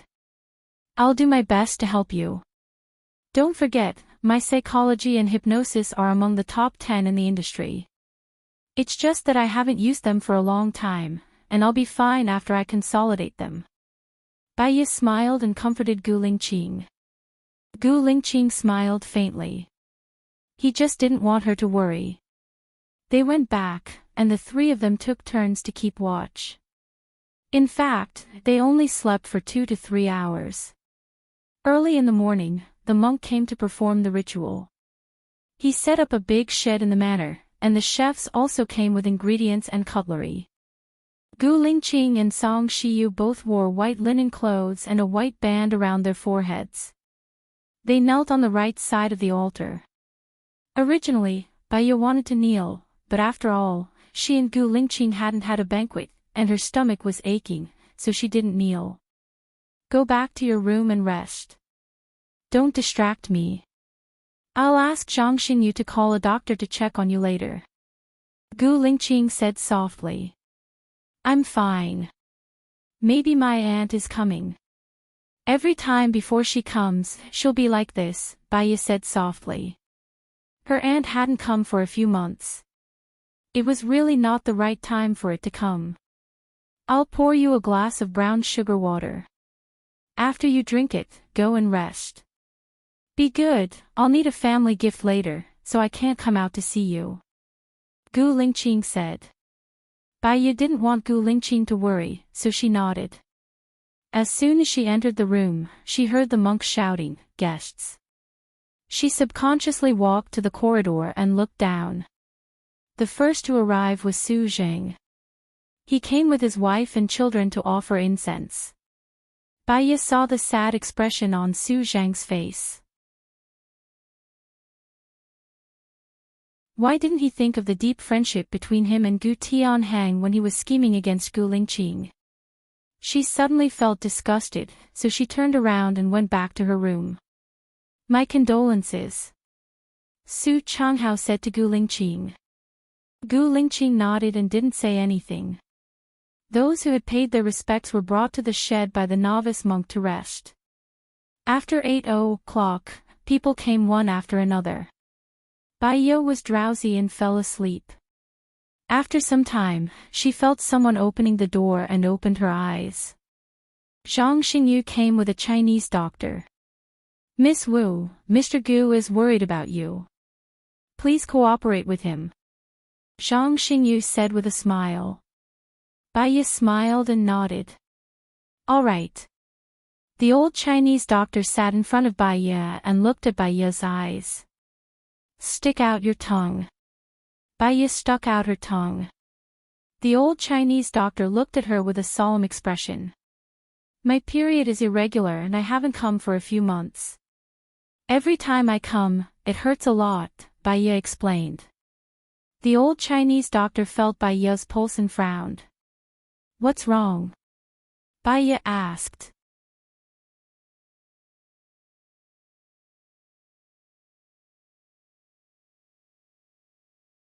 Chapter 460. You're having a baby. Zhang Xingyu was happy for them. Baiya was very calm. Shiniyan had said that she was pregnant and her vitals were not normal. I'll go to the hospital after I'm well rested. Take a blood test first. I'll prepare some Chinese medicine and you'll be able to drink it in the afternoon, the Chinese doctor said. He opened the medicine box and took out something that looked like a pen. Finger. Baiya knew that these people were being responsible for her. She did not struggle and passed her left index finger to the Chinese doctor. The Chinese doctor took the pen and pressed it on Baiya's finger. It did not hurt. He saw that her blood level was normal and passed it to Zhang Xingyu. Go to the hospital for a test. Okay. Zhang Xingyu went immediately. The Chinese doctor left the room without saying a word. Her words silenced the room. She was in a daze and was about to fall asleep again. She saw Gu Lingqing coming in from the door worriedly and placed his hand on her stomach. The doctor said you're pregnant. Bai Yi shook her head. I don't think so. It was the same for me the last time. I went to the hospital for a checkup, but the hormones in my body are a little messed up. Maybe it's because I took too much medicine. I didn't vomit or feel nauseous. Don't forget, I thought I was an obstetrician. You have to be careful when your stomach hurts. I'll go down to entertain the guests later. I'll get someone to bring the food up. Don't go down to eat and rest well, okay? Gu Lingqing reminded her. Bai Yi nodded. Not long after, Ling Shuang's lunch was delivered. Bai Yi did not have much of an appetite. She ate a little and her stomach hurt badly. She lay back on the bed and closed her eyes, thinking about how to deal with Xing Dongqing and Shenao. The door was pushed open again. 2 soldiers brought the ultrasound machine in. Bai Yi was confused. What are you doing? Miss Wu, the results are out. You're pregnant and it's estimated to be 1.5 months. For safety, Mr. Gu asked me to borrow the machine to do the ultrasound, Zhang Xingyu said. Bai Yi, thinking about it, it made sense.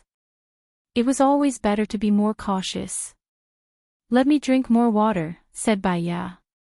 Zhang Xingyu immediately poured a glass of warm water for Bai Yi. She gulped down a glass of water. Wait for 15 minutes. You can leave now. Oh. Zhang Xingyu came to his senses and led the soldiers out of the room. Only one doctor remained. Bai Yi looked at the gynecologist in the white coat and smiled. She recalled her life as a gynecologist 5 years ago. She missed Lu Shuang. 15 minutes later, the gynecologist performed an ultrasound on Bai Yi. Bai Yi looked at the screen and was slightly stunned.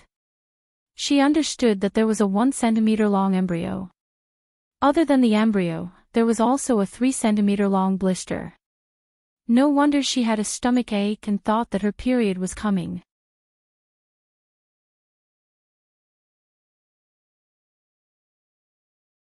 Gu Lingqing kissed Bai Yi's forehead again, turned off the machine, and went out. Just as Bai Yi lay down, Song Shiyu came in. Mom. Bai Yi wanted to get up. Hurry up and lie down. Song Shiyu said worriedly. Her gaze was on her stomach. Her eyes were filled with tears, and she smiled. If only you came back a few days earlier. You could let Tianheng know the good news before you left. Dad's spirit in heaven will see it. He will bless us, Bai Yi comforted Song Shiyu. Song Shiyu wiped her tears. You really know how to talk. Have you given it a name? Bai Yi shook her head. It came so suddenly. I didn't know about it before, so I'm not ready yet. Song Shiyu went forward and held Bai Yi's hand. You married into my family, but I didn't even give you a gift. She took out the emerald diamond ring on her finger and put it on Bai Yi's ring finger. This is a small token of my appreciation. You must take it. This is your and Dad's diamond ring. I can't accept it. Bai Yi wanted to take the ring off.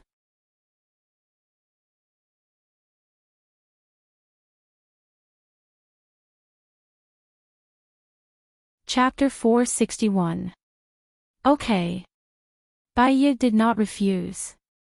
In the future, when Gu Lingqing solved his problem, she would have to take care of 3 children and would not have the energy and time. It would be best if Song Shiyu could take care of them. Gu Lingqing was such a good person. Who said that Song Shiyu did not play a part in it? Song Shiyu came to see Bai Yi and went out. After all, there were still many guests waiting for her outside. It was very thoughtful of her to come to see her at this time and give her the ring. In the past, too many things had happened between them. There were too many things that they had to do. Otherwise, they would have a good mother-in-law and daughter-in-law relationship. It was already 10 p.m. when Gu Lingqing and Song Shiyu sent all the guests away. They still had to keep watch tonight. Gu Lingqing came to see her a few times. She knew that what she should do now was to take care of her body and not let others worry, so she did not accompany him. It was an unusual day. She was in a daze at night, sleeping and waking up. Sometimes when she opened her eyes, she would see Gu Lingqing there. Every time, he would look at her gently. "Sleep well, I'm here." She knew that he would always be there, but her heart ached for him. She would not be able to sleep well again tonight. The next day, they sent Gu Tianhang to the crematorium in the morning. Many guests went to see him off. After the cremation, they sent him to the cemetery of martyrs. They treated the guests to lunch at noon. When they were done, it was already 3 p.m. Gu Lingqing went to the room to see Baiya. He had not slept for the past 3 days. She held his hand. "Mom is fine. Is she okay?" Gu Lingqing nodded. "You should sleep too. You feel very tired." Gu Lingqing lifted the blanket and lay down beside Baiya. He placed his hand on her stomach and recalled, "I was very rebellious when I was young. I left my parents to study abroad because I did not want them to care too much about me. After I graduated from university, my father wanted me to work in the Ministry of Politics and Law. I was unwilling and insisted on joining the army. He asked me to run for president, but I was unwilling. I contacted Shiniyan privately and pushed the son of my enemy to be the president. My father was so angry that he fell ill. I blamed him for being heartless, but in the end, I was the one in the wrong. The ignorant are not guilty. Don't blame yourself too much. You didn't know about these things. If you knew, you wouldn't have done anything." Baiya comforted him. She put her hand on the back of his hand and said with certainty, "I believe our child will be proud of you." "N." Gu Lingqing responded in a deep voice. "Go to sleep." "I will, too," Baiya said gently. Gu Lingqing closed his eyes and soon fell asleep. She lay quietly beside him. She had let her imagination run wild when she was lying on the bed. Tang Dongsheng and Shen Ao were in cahoots. It would not be easy to overthrow them. The key was that Tang Dongsheng was the leader of that secret organization, so he was very cautious in his actions. Who knew how many dirty things his dark organization had done? She remembered that Shiniyan was studying the virus. Could it be that the virus was one of the things that Tang Dongsheng asked Su Jiran to do? Su Jiran knew most of Tang Dongsheng's secrets. The best way was to start with Su Jiran, but, perhaps, Gu Lingqing did not want her to have anything to do with Su Jiran. She had their child now, so she could not risk her life like before. She wanted to be with them, so she had to think about it carefully. Unknowingly, it was time for dinner. After knocking on the door, the maid thought for a while and opened the door. Baiya was afraid that she would wake Gu Lingqing up, so she immediately put her finger on her mouth and signaled the maid to be quiet. She got up quietly. Gu Lingqing held her hand and opened his eyes. Because he did not sleep enough, his eyes were bloodshot. "I'm going out for dinner. Do you want to eat or sleep first?" Baiya asked gently. Gu Lingqing sat up and looked at her. "You have to eat dinner anyway. You can eat in the room, I'll accompany you." "It's not good to eat in the room. The medicine from the old Chinese doctor you found last time was not bad. I took it and now my stomach doesn't hurt anymore. I can still walk around. Moreover, if you accompany me, Mom will be alone. She just lost her husband. Even if she doesn't say it, she must be feeling very down. If we accompany her, she will feel better." Baiya got off the bed. Gu Lingqing threw the clothes to her. "Put them on, don't catch a cold." Okay. You should wear more clothes too. It's cold when you just got up from bed, Baya said. She put on the coat that Gu Lingqing threw to her. He went to the bathroom to brush his teeth and wash up. When he came out, he did not put on his clothes. He was used to it. He held Baya's hand and went out. Song Shiyu was standing at the door looking at them. When she saw them coming out, she smiled and said kindly, "It's time to eat, Xiao Nian. Are you feeling better now?" Baya nodded. "Much better, thank you, Mom." "That's good. Let's eat." Song Shiyu walked in front.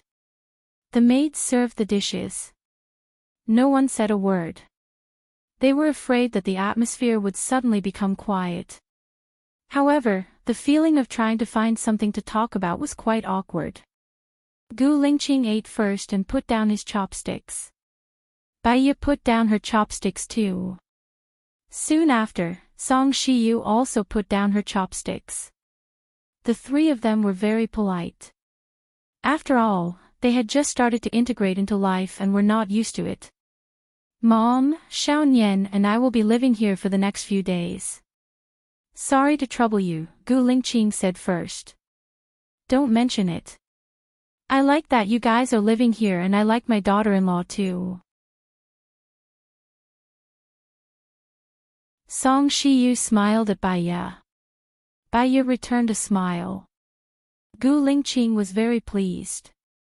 "I might have to trouble you with the Gu Corporation too." Song Shiyu paused and looked at Gu Lingqing. "Why? You're doing quite well. In the 2 years that you took over, your performance didn't drop. Instead, it increased." Baya guessed that Gu Lingqing was going to return to the military to fight against the two big shots. First, she had to be in charge. "I'm going back to the military to do what I'm supposed to do," Gu Lingqing said. "All right. Anyway, don't worry about the company. I'm here. Xiao Nian, don't worry too. With me around, you just have to keep moving forward," Song Shiyu said in support. "Thank you, Mom." After the meal, Gu Lingqing and Baya held hands and took a walk in the manor. "If your stomach doesn't feel well, you have to tell us immediately," Gu Lingqing said worriedly. Baya smiled at Gu Lingqing. "Don't forget that I used to be an obstetrician. I know what to do. Appropriate exercise is better for the fetus. But don't stay outdoors for too long. It's cold now." Gu Lingqing tightened his grip on her hand. "Gu Lingqing, how are you going to deal with Xing Dongqing?" Baya returned to the main topic. "I've thought about it. In fact, all his weaknesses are in the organization. If my people get into the organization, it'll be much easier to find evidence against him," Gu Lingqing said in a low voice. "How are you going to get your people in? Xing Dongqing is a very cautious person."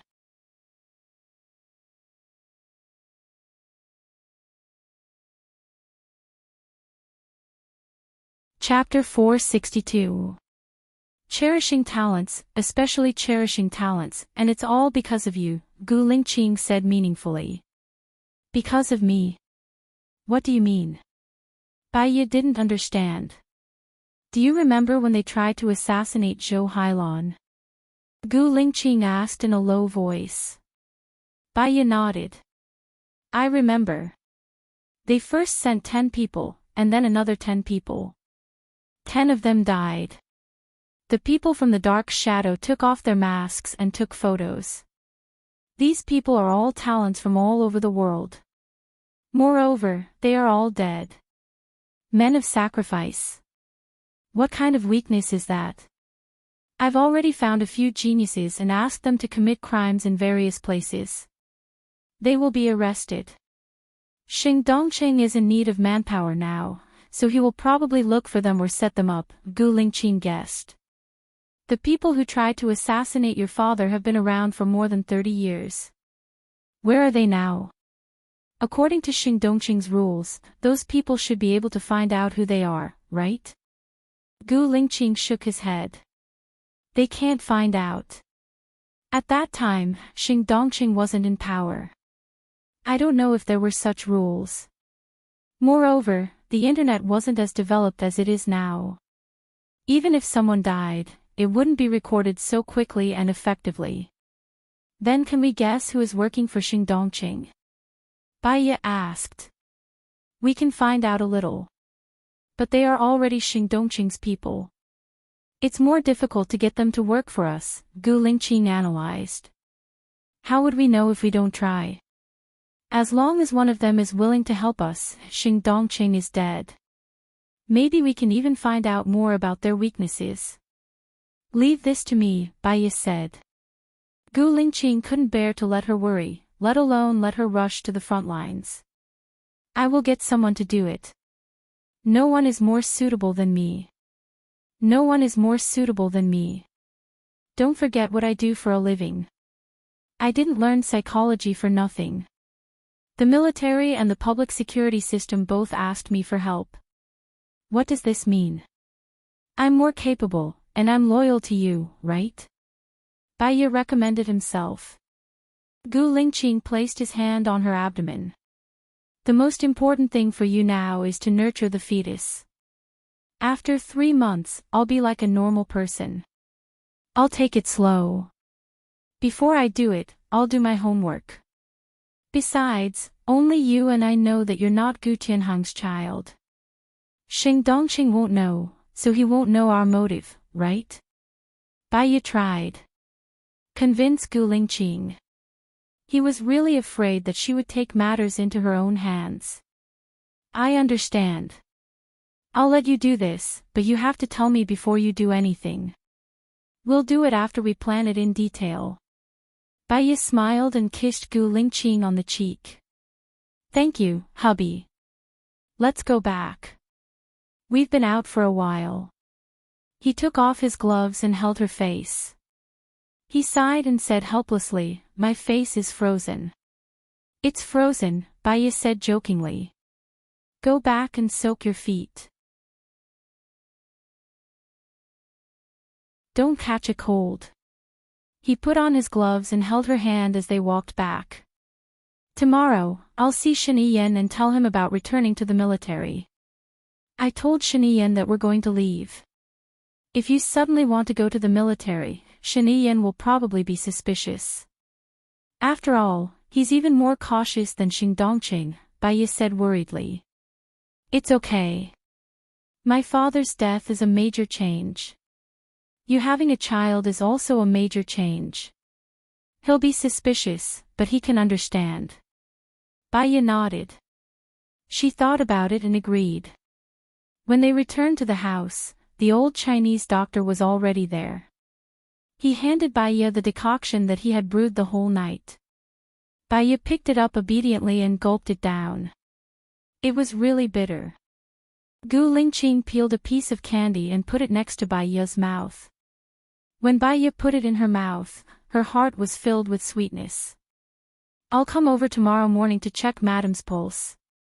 If it's back to normal, I'll stop the medicine. After all, no matter how good the medicine is, it's still poisonous, the old Chinese doctor said indifferently. Thank you, doctor, Bai Ye said politely. Okay. The old Chinese doctor was a proud man. He didn't say much and turned to leave. Lingqing, he's old. Get someone to send him off, Bai Ye said. He lives here. After my father fell ill, he came to my house. Now, he's our family doctor, Gu Lingqing said in a deep voice. Bai Ye looked at him strangely and didn't say anything. You're back. The hot water is ready. Who's going to shower first? Song Shiyu asked. Gu Lingqing looked at Bai Ye. You go first. Okay. Thank you, Mom. Song Shiyu smiled. Silly child, you're welcome. Tell me what you like to eat and I'll get Sister Wang to cook it. If you don't like it, I'll hire a chef. It's okay. Sister Wang's cooking is pretty good. That's good. Song Shiyu turned around and went back to her room. Baiya went to shower too. When she came out, Gu Lingqing was already asleep on the sofa. She frowned slightly. Sometimes, she accepted Gu Lingqing's kindness so naturally that she forgot that he was very tired today. He shouldn't have gone for a walk with them. Moreover, he should have been the first to shower because he was too tired. He was so tired that she couldn't bear to wake him up. Lingqing, go to bed, Baiya said gently. Gu Lingqing opened his eyes. I'll shower first. Go ahead. I'll get you some clothes. After Baiya brought the clothes to Gu Lingqing, she muted the phone, hoping that it wouldn't wake him up. After Gu Lingqing showered, he fell asleep on the bed. She gently looked at him sleeping soundly, and the corners of her mouth turned up. She turned off the lights and slept with him. Song Shiyu knew that Gu Lingqing was very tired, so she told Sister Wang not to disturb him during breakfast and let Gu Lingqing sleep until he woke up naturally. When he woke up, Baiya was already awake. She lay quietly next to him. When she saw him open his eyes, she smiled and greeted him. Good morning, father of the child. Gu Lingqing smiled too. Good morning, mother of the child. Baiya got up. I'll brush my teeth first. Gu Lingqing let her go and entered the bathroom behind her. When he entered, he realized that Baiya had squeezed the toothpaste for him, just like how he did it for her in the past. Gu Lingqing's smile widened. He still remembered when they first met. She was drunk and he brought her back to the military. She was very uncomfortable and repulsed by him. Now, she was his lovely wife. Gu Lingqing picked up the toothbrush and brushed his teeth with her. They looked at each other and picked up the cup together. They rinsed their mouths and spat out the water. Baiya went out and picked up the phone on the bedside table. She saw that there was a call from Shiniyin, but she didn't receive it. You're tuning into the LoveLore Library YouTube channel. We're so grateful for your support and don't forget to subscribe to join us on this incredible journey through captivating stories. Your generosity through donations truly makes a world of difference, as it's the primary source of revenue that allows me to expand and enhance this channel for you. Thank you from the bottom of my heart for being a part of this adventure.